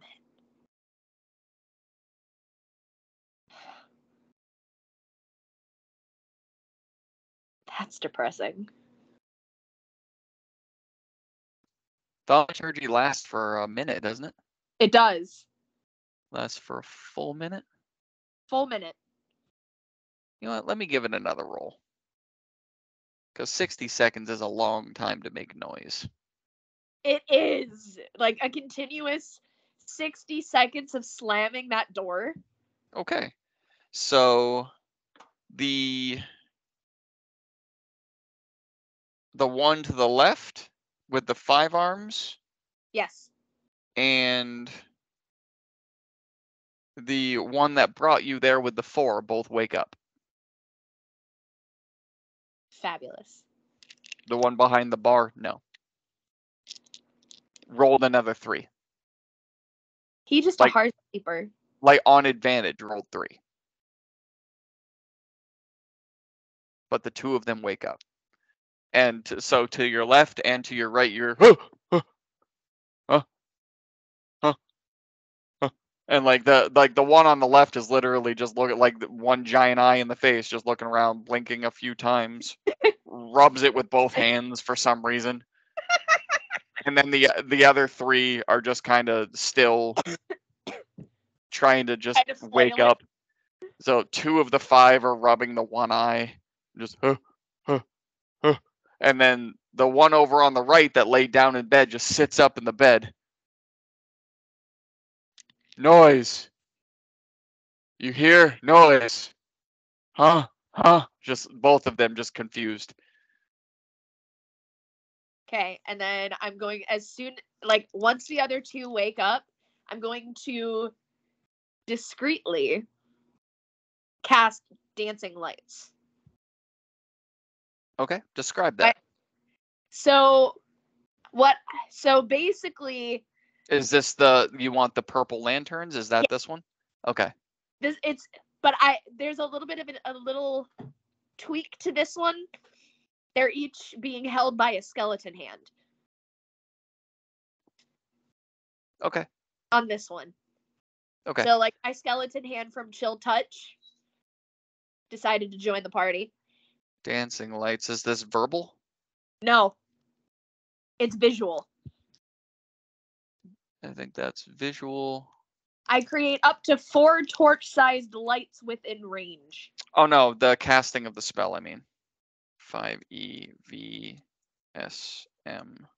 Oh, I think don't have that's mind. V and S is verbal and somatic and material. Do you have the materials for it? No, I don't. Never mind. No, hold on. Dancing lights is a cantrip, so I ignore that. But Yeah. verbal and somatic, that means that you move when you cast it. And the only reason that I asked that is because the 5-arm one notices you move. The other one does not. Now, never mind. He's not intelligent enough to know what the hell that means. Because what I would do is I would take one of my little hands and just kind of like go like that. Yes. It would cast. But his perception was enough to see your hand move, but his intelligence, he rolled a 9. So he saw the hand move and then lights. Like, it wasn't like, oh my god, she's casting a spell. He's lights. Yeah, maybe I stretched. Yeah. And then the one that brought you in there with the 4 just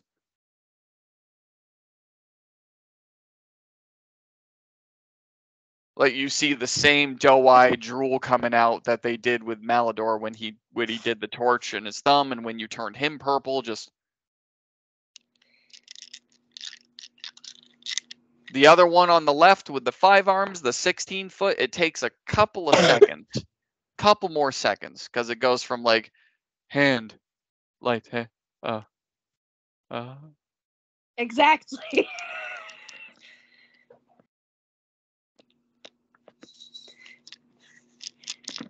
and all you hear now is bloop, bloop, bloop, bloop, bloop, bloop, bloop, bloop, bloop, bloop.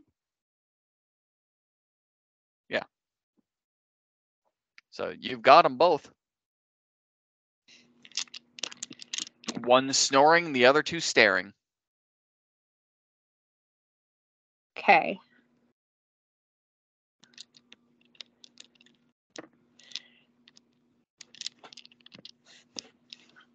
So interestingly enough, again, I'm gonna cast Thaumaturgy again, but I'm gonna make a loud booming voice. So like it sounds like a higher being instead of like me. Okay. Your voice booms up to 3 times as loud as normal for a minute. Yes, and I do believe you're allowed to choose what you say, but it can't be complicated. It's not. All I was gonna say is release the pet. Okay, I have to roll to see if they even fucking notice the voice. Okay, yeah, natural 20 and a 17, natural 14 for a 17, natural 20 for a 25. Yeah. So the one with 5 arms got the natural 20 for a 25 and just drip and release, but pet. You can see like water starting to well up in its eyeball, like it's gonna start crying. Pet. And then the other one, no release pet.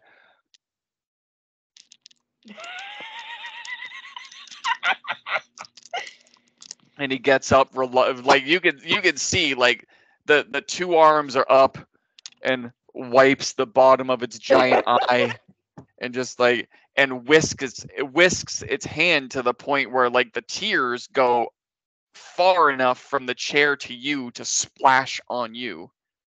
Does And it's that like mean all of that barf smell goes away?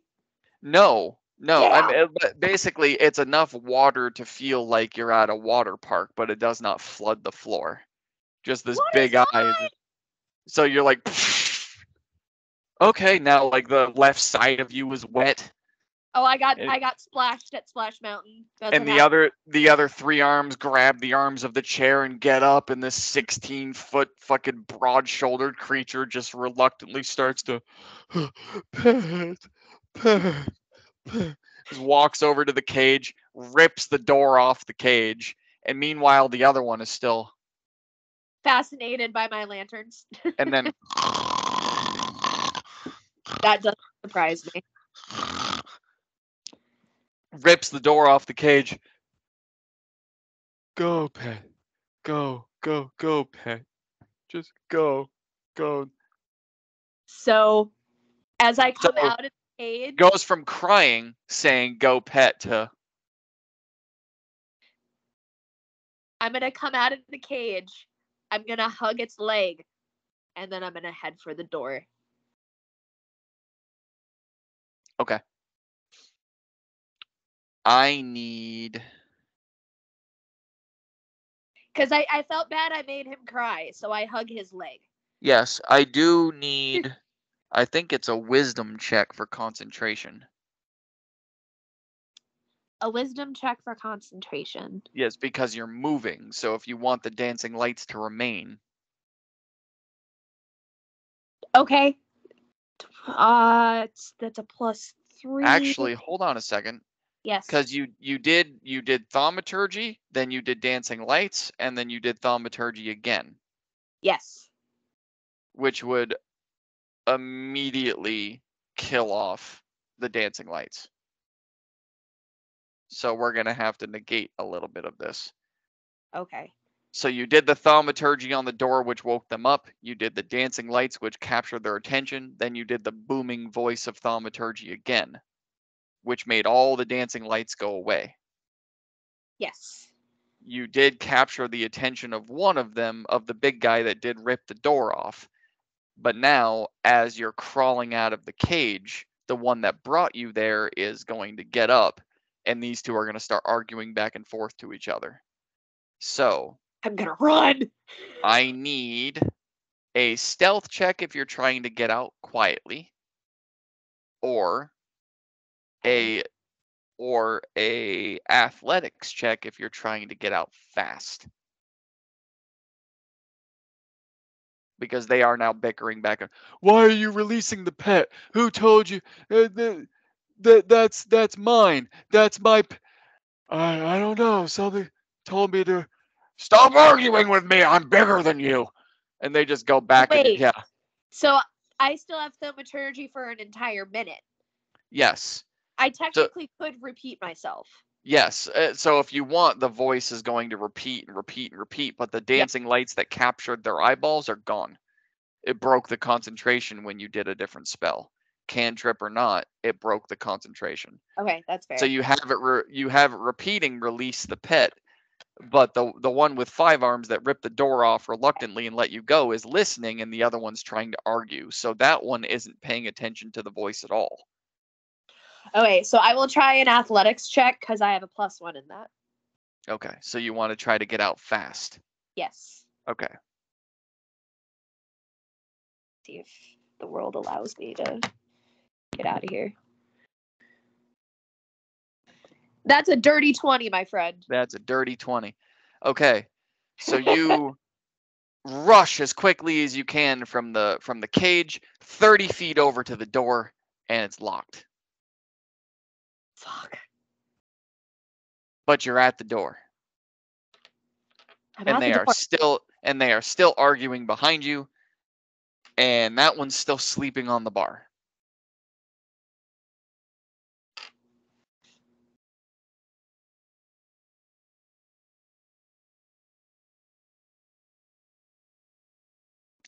Nope, neither of them notice you. Neither of them notice that I'm there. Okay. Nope. They're still arguing. They got disadvantage on their rolls because their one eyeball and all their perspective is on each other.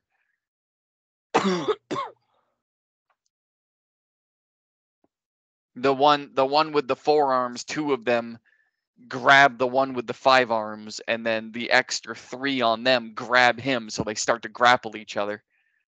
And they're just like you can feel the floor shaking because they're starting to push back and forth. They actually, the 2 of them grapple each other to the point they lose balance and they fall and crush the cage you were in. Glad I left. And that fucker's still sleeping. So what would you like to do? The door is locked. The door is locked. Yes.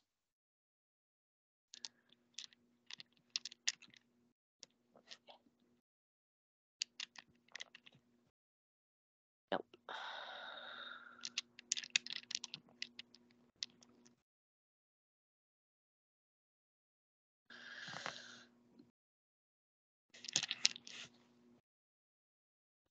Oh, what do I want to do?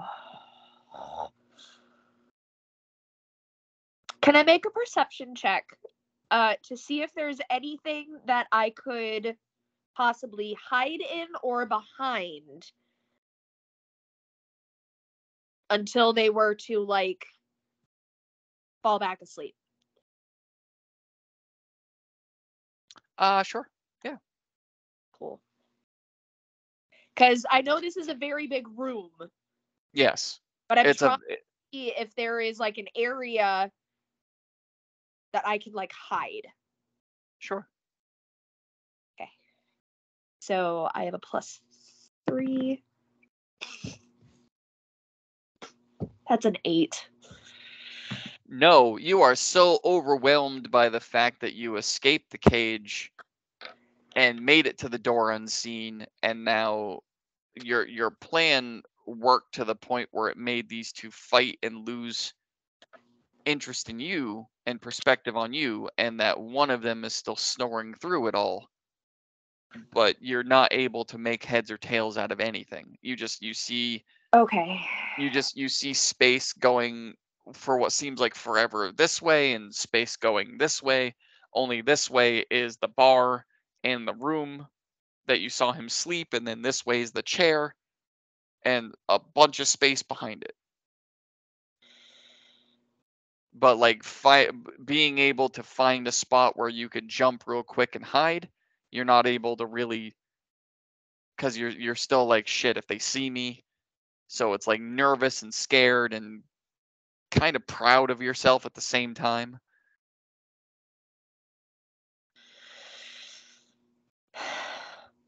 And Like, I'm not saying you can't go search. I'm saying you don't see anything in this space.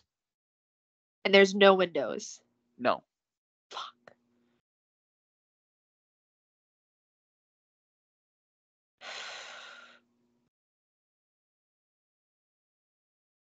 I can't be stupid and try to burn the door down. That's, you know what? I'm not even gonna lie. That's what I was waiting for. I was like, she's gonna fucking cast Firebolt. I thought about it. That's what I was waiting for as I was going through your spells. Like, she's gonna fucking cast Firebolt. It was either that or I was gonna cast, like, Foxfire, and Well, that's Radiant. That wouldn't do anything. it would, but it might keep them entertained. That is true. It just wouldn't do anything to the door unless you attacked it directly. It wouldn't like set fire, is what I'm saying. No, I was trying to say I would cast Foxfire as, like, to try to see if I could entertain them again. And well, I mean, from what you can tell at this point in time, as you're nervously trying to find a place to hide, is their attention is not on you at all. You got the one that's still sleeping over here, and they are like, their fight, they fell down and they crushed the cage, and now they're rolling back and forth like some amateur wrestling match, which is vibrating the entire house. I'm surprised the other one isn't awake. Did you say the one behind the bar is... How far is the bar from where I'm standing? From the door to the bar? Yes. 10 feet. So This is like it's a giant, like 1,000 square foot trailer is basically what you could say. But all of the space from the door, if you're facing the door, or I should say you come into the house, all of the space is off to the right. 10 feet from there to the bar, 10 feet from there to the bedroom. And then that's it on that side. And then there's your cage straight ahead, and all of the 1,000 square foot is this way. All of the fucking space is over here. And where are they fighting? Straight ahead? They are fighting straight ahead of you where your cage was and just rolling back and forth. Make another perception check for me. Okay.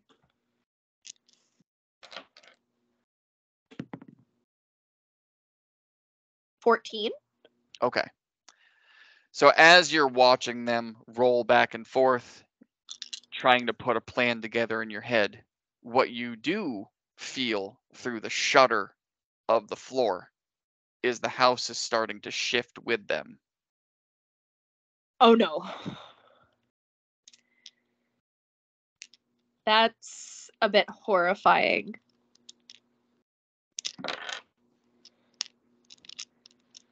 Like you can feel your equilibrium having a little dance in your head as the Oh no. as every time that they roll one way and roll the other way, it's like you can feel either the house is rocking or the tree is rocking.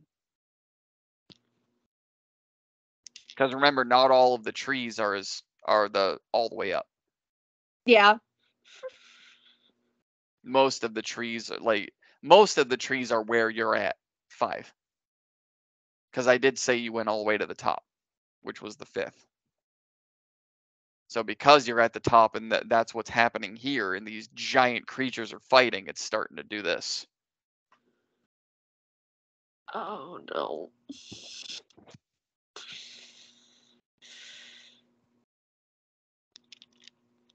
Ugh, I don't like that. I can't wait to explain that to Garrison and Vidar because they're on the outside. I know. Like this is all happening in sequence. So what I went through with Yorick and what I'm going through with you is all happening at the same time.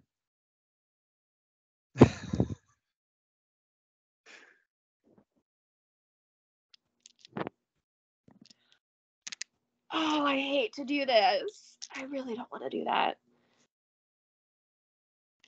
I really don't want to do that. I'm sitting here thinking that I should cast Thunderclap to let them know that, hey, you're about to fall out of a tree.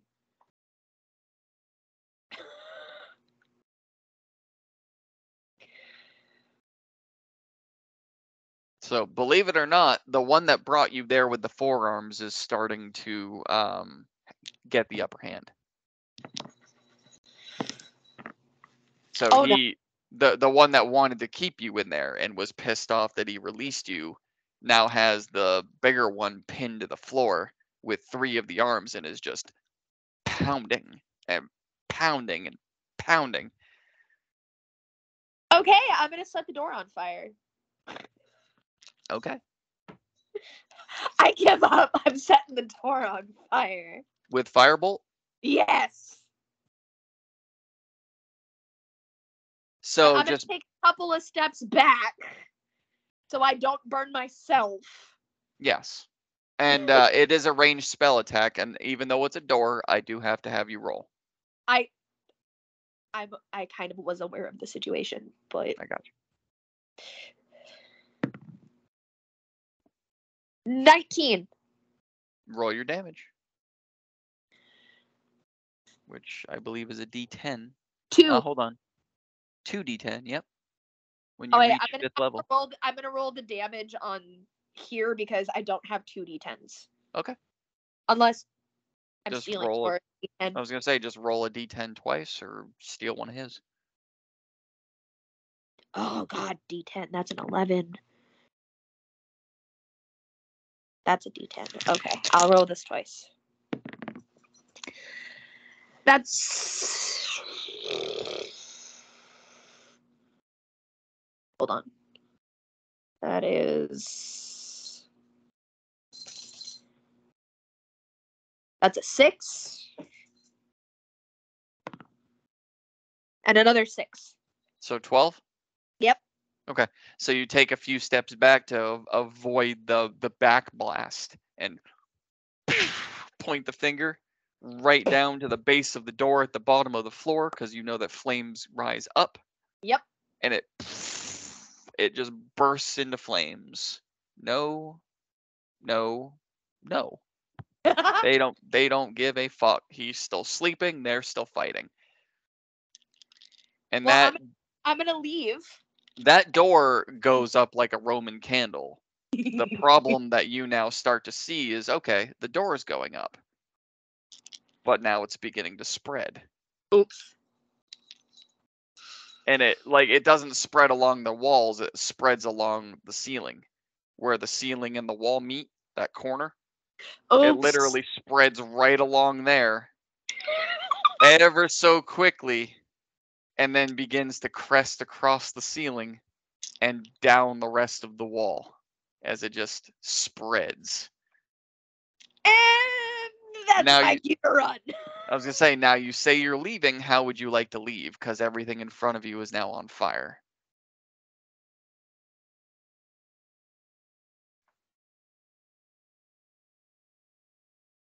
How would I like to leave? Jesus Christ, these guys are sucking shit. I'm not even kidding. Even on advantage, the highest roll was a 9. They're not paying attention at all. Their house is burning down, and they're not paying the fuck attention at all.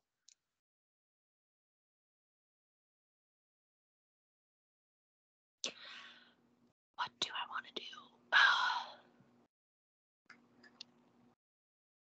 Because the fire is spreading quick. I am aware of that.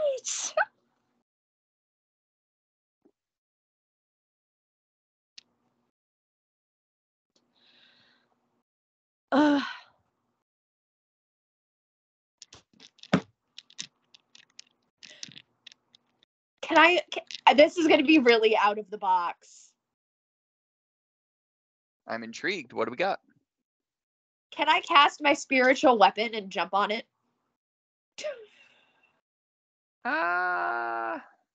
Because it's a flying scythe. It is, but it's more spectral than physical. I thought I'd try. Yeah. It's a really cool idea.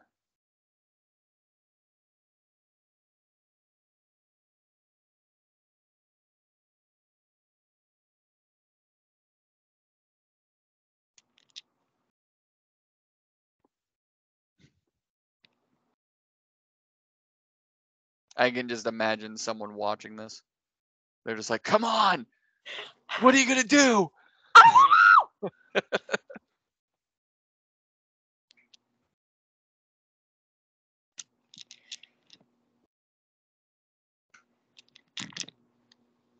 What if I took my spiderweb bag, pulled it apart, and used it as rope? But then that would burn. Ah!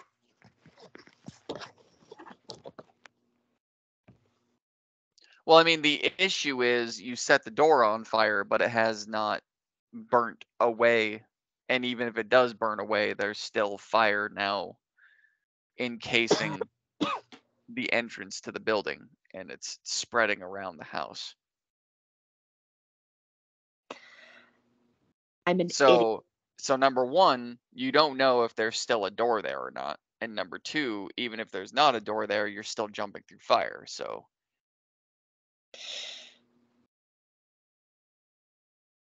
you can try to jump through the flames and run into what's left of the door, or you can jump through the flames and there's nothing there and you 50 feet down.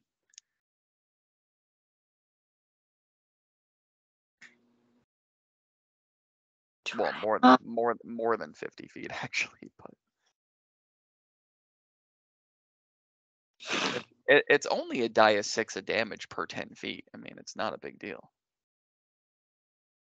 I mean, I kind of want to go for it at this point because I don't want to be in a building that's on fire or one that's going to fall out of a tree. But I could, if I decide I did want to jump, but what if I took out the dagger that my grandfather gave me and held on to it, and then when I jumped, I would try to stick it into the wall when I jumped or into the tree That so that I could like stop myself from falling too far.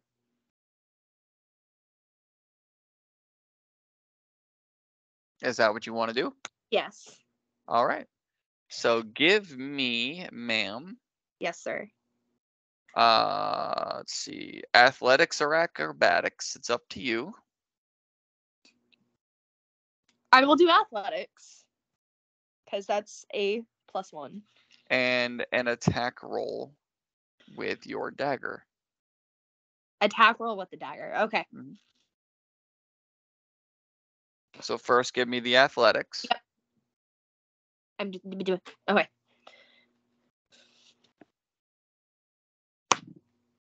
That was a party foul. I need to space my area. I apologize. How dare you? Don't tell me you got a natural 1. You got a 2. So +1 makes a 3. Okay. Give me an attack roll. You still want me to try to attack because you know I'm probably going to stab the crap out of myself? Is that unarmed strike? No, it's your dagger. Oh, derp. Get my life. 19. Okay. I stabbed myself, didn't I? So you you take the dagger out and you rush for the door and you go to jump and you slip and stab the dagger into the floor. And as you're holding onto it, you're now dangling off the side, but your arm is still inside the building in the fire.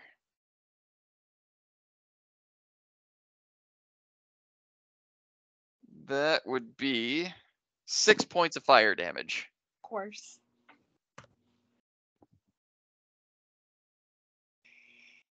So now the question is, are you gonna try to take the dagger with you, or are you just gonna let go and climb down? Because you're in the fire. The longer you stay, the more damage I have to roll. I can't leave the dagger. Okay. So give me a strength check. That's a +1. I hate that I'm rolling like shit. 12. Okay. And another. This would be a dex save. Dex save. Which is a +0. So check or save doesn't matter, but. What'd you get? 2? Okay, so you have the strength to hold on to the door frame inside the fire and rip the dagger out of the floor, but as you rip the dagger out of the floor, you fall back. That's another 7 points of fire damage as you are now free falling backwards. What would you like to do?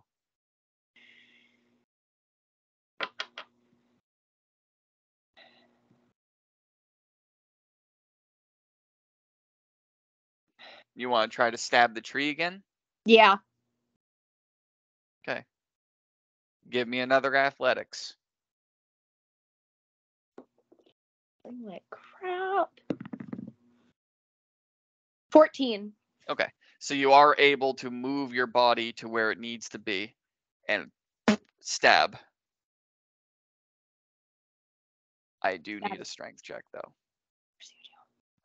No, actually, no. But you do almost feel your shoulder come right out of socket because all of your weight goes right down on that one arm in that dagger, and it stays in the tree. But you're now dangling there, feeling like your arm's gonna tear off, hanging on the side of a tree, 40 feet off the ground. And that's where Miss Merida is gonna end for tonight. Okay. You can bring Ty back in if you'd like. Hold on.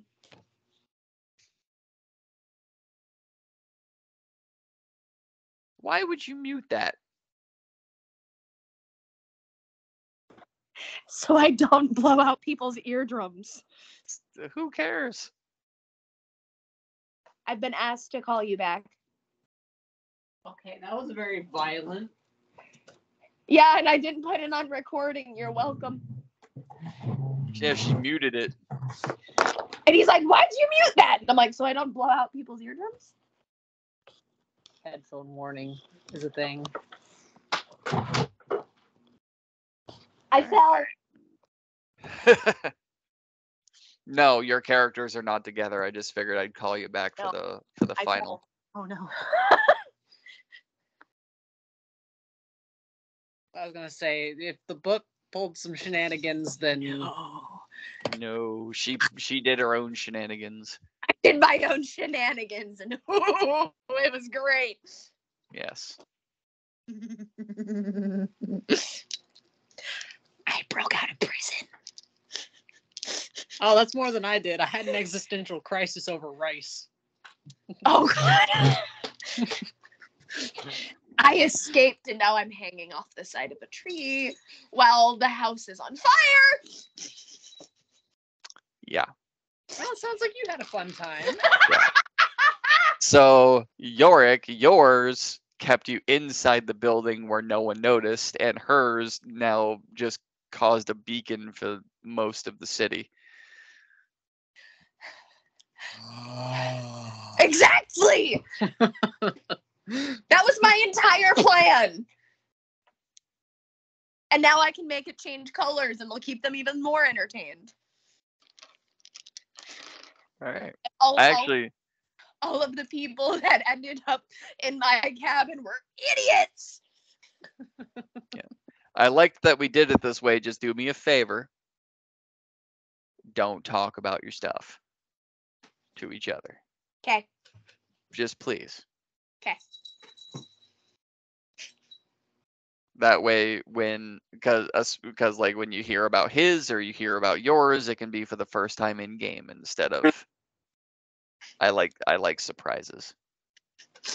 That's why I left mine at just that bare minimum. Yep.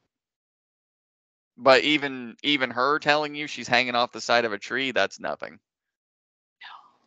That's I barely scratching what she just did. So I figured there would be more to it. Yeah. Kind of interested to see what it was. We're so stupid. Just kind of interested to see where it would lead. What I'm interested to see, because like Garrison and Vidar are outside the buildings. What I'm interested to see is what their reactions are going to be when I describe this shit to them. Because it's going to be like, hey, this is where you guys left off, with Garrison scratching his head going, who do I start with? Oh, I'll go start with Merida. And then, hey, when you start walking over to this is what you see. Oh. Because this all happened in sequence. I know. The what Yorick just went through and what she just went through was at the exact same time. So basically what that's going to correspond with is Garrison and Vidar approaching the tree. And then, oh, well, damn. It's on fire. Yeah. So it's going to be fun to see what their reactions are. Yeah. And I already let Judd know that I'm going to be doing his either tomorrow or sometime next week because I am out of gas. But yeah, this was definitely fun. I almost stole one of your dice. She almost did, and then decided against it. So I would protect those. I had to roll 2 d10s, so I just rolled one twice. You have your set right there. But I wanted all the sparkly together. Oh, that's fair. Damn, where did I put? I know in one of these rooms I put the list of who wanted which dice. I think it's in the session discussion. Is it? Session discussion. I'm almost positive that's where it went. Well, now I'm looking for it. Oh, BS, one or the other. It may have been. May have been what? General BS. Is it general BS? Yes, sir. You just found it? I did. Scroll up a little bit. Yep. Oh, yep. I got it. Right It's there. from the second. It's right Okay. above the panda. It's right above me blepping.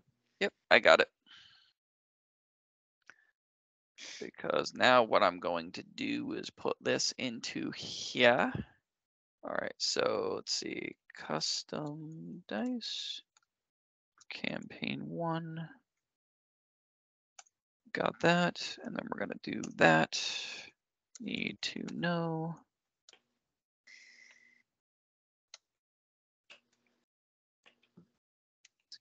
Dice. Y'all want as well. Okay, so now that is in the main chat for everyone, because that reminds everyone what die they're going to go on, what number their symbol's going to go on, and asking what the color patterns are. And I don't need them right now, but that does let everyone know that I will need them at some point. Because once we put the custom together with everything, and then they tell me the price, I'm paying for it, and then everyone's getting their own dice. But rather than being like, okay, every die is going to be blue. No, I just choose. Your set this, your set this. Your set's this, your set's this, your set's this. But it's literally a set of dice. So it's the 20 die, it's the 10 die, it's the 8 die, it's the 6 die, it's the 4 die. And then I believe there's 100 die in there as well. Yes, for Malador. Because Malador. So, Because yeah. So it's going to be 100, 20, 10, 8, 6, and 4. So there's 6 dice.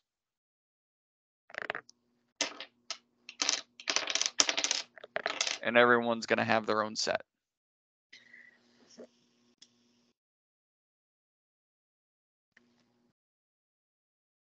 Oh, I also did branding while you disappeared. And that's okay.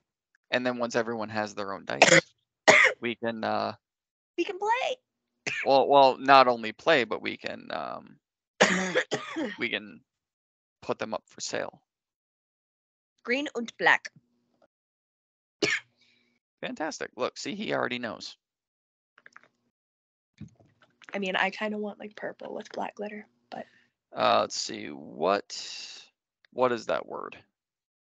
Not shade of green. There's another word I'm looking for. What? Hue? What hue of green? Mm-hmm. No, shade's correct. Shade, pigment. What shade? Hue. Yes, thank you. Sorry, I picked a weird word. Leave me alone. No, hue works. What shade, pigment, hue of green? Do you want forest green? Do you want teal? Do you want light green? Do you want dark green? What green do you want, sir? I need specifics. Green. I need as specific as possible. Once they're submitted, it's done. Quite literally. Because I'm not going to be like, hey, do you want this? And no. Once I submit the shit to them and they start making it, it's done. So be as specific as possible. All right. I'm going to go now. So Hey. glad y'all had fun. This was actually really interesting. I liked this. This is Okay, well, you have a good night and a happy new year. Peace.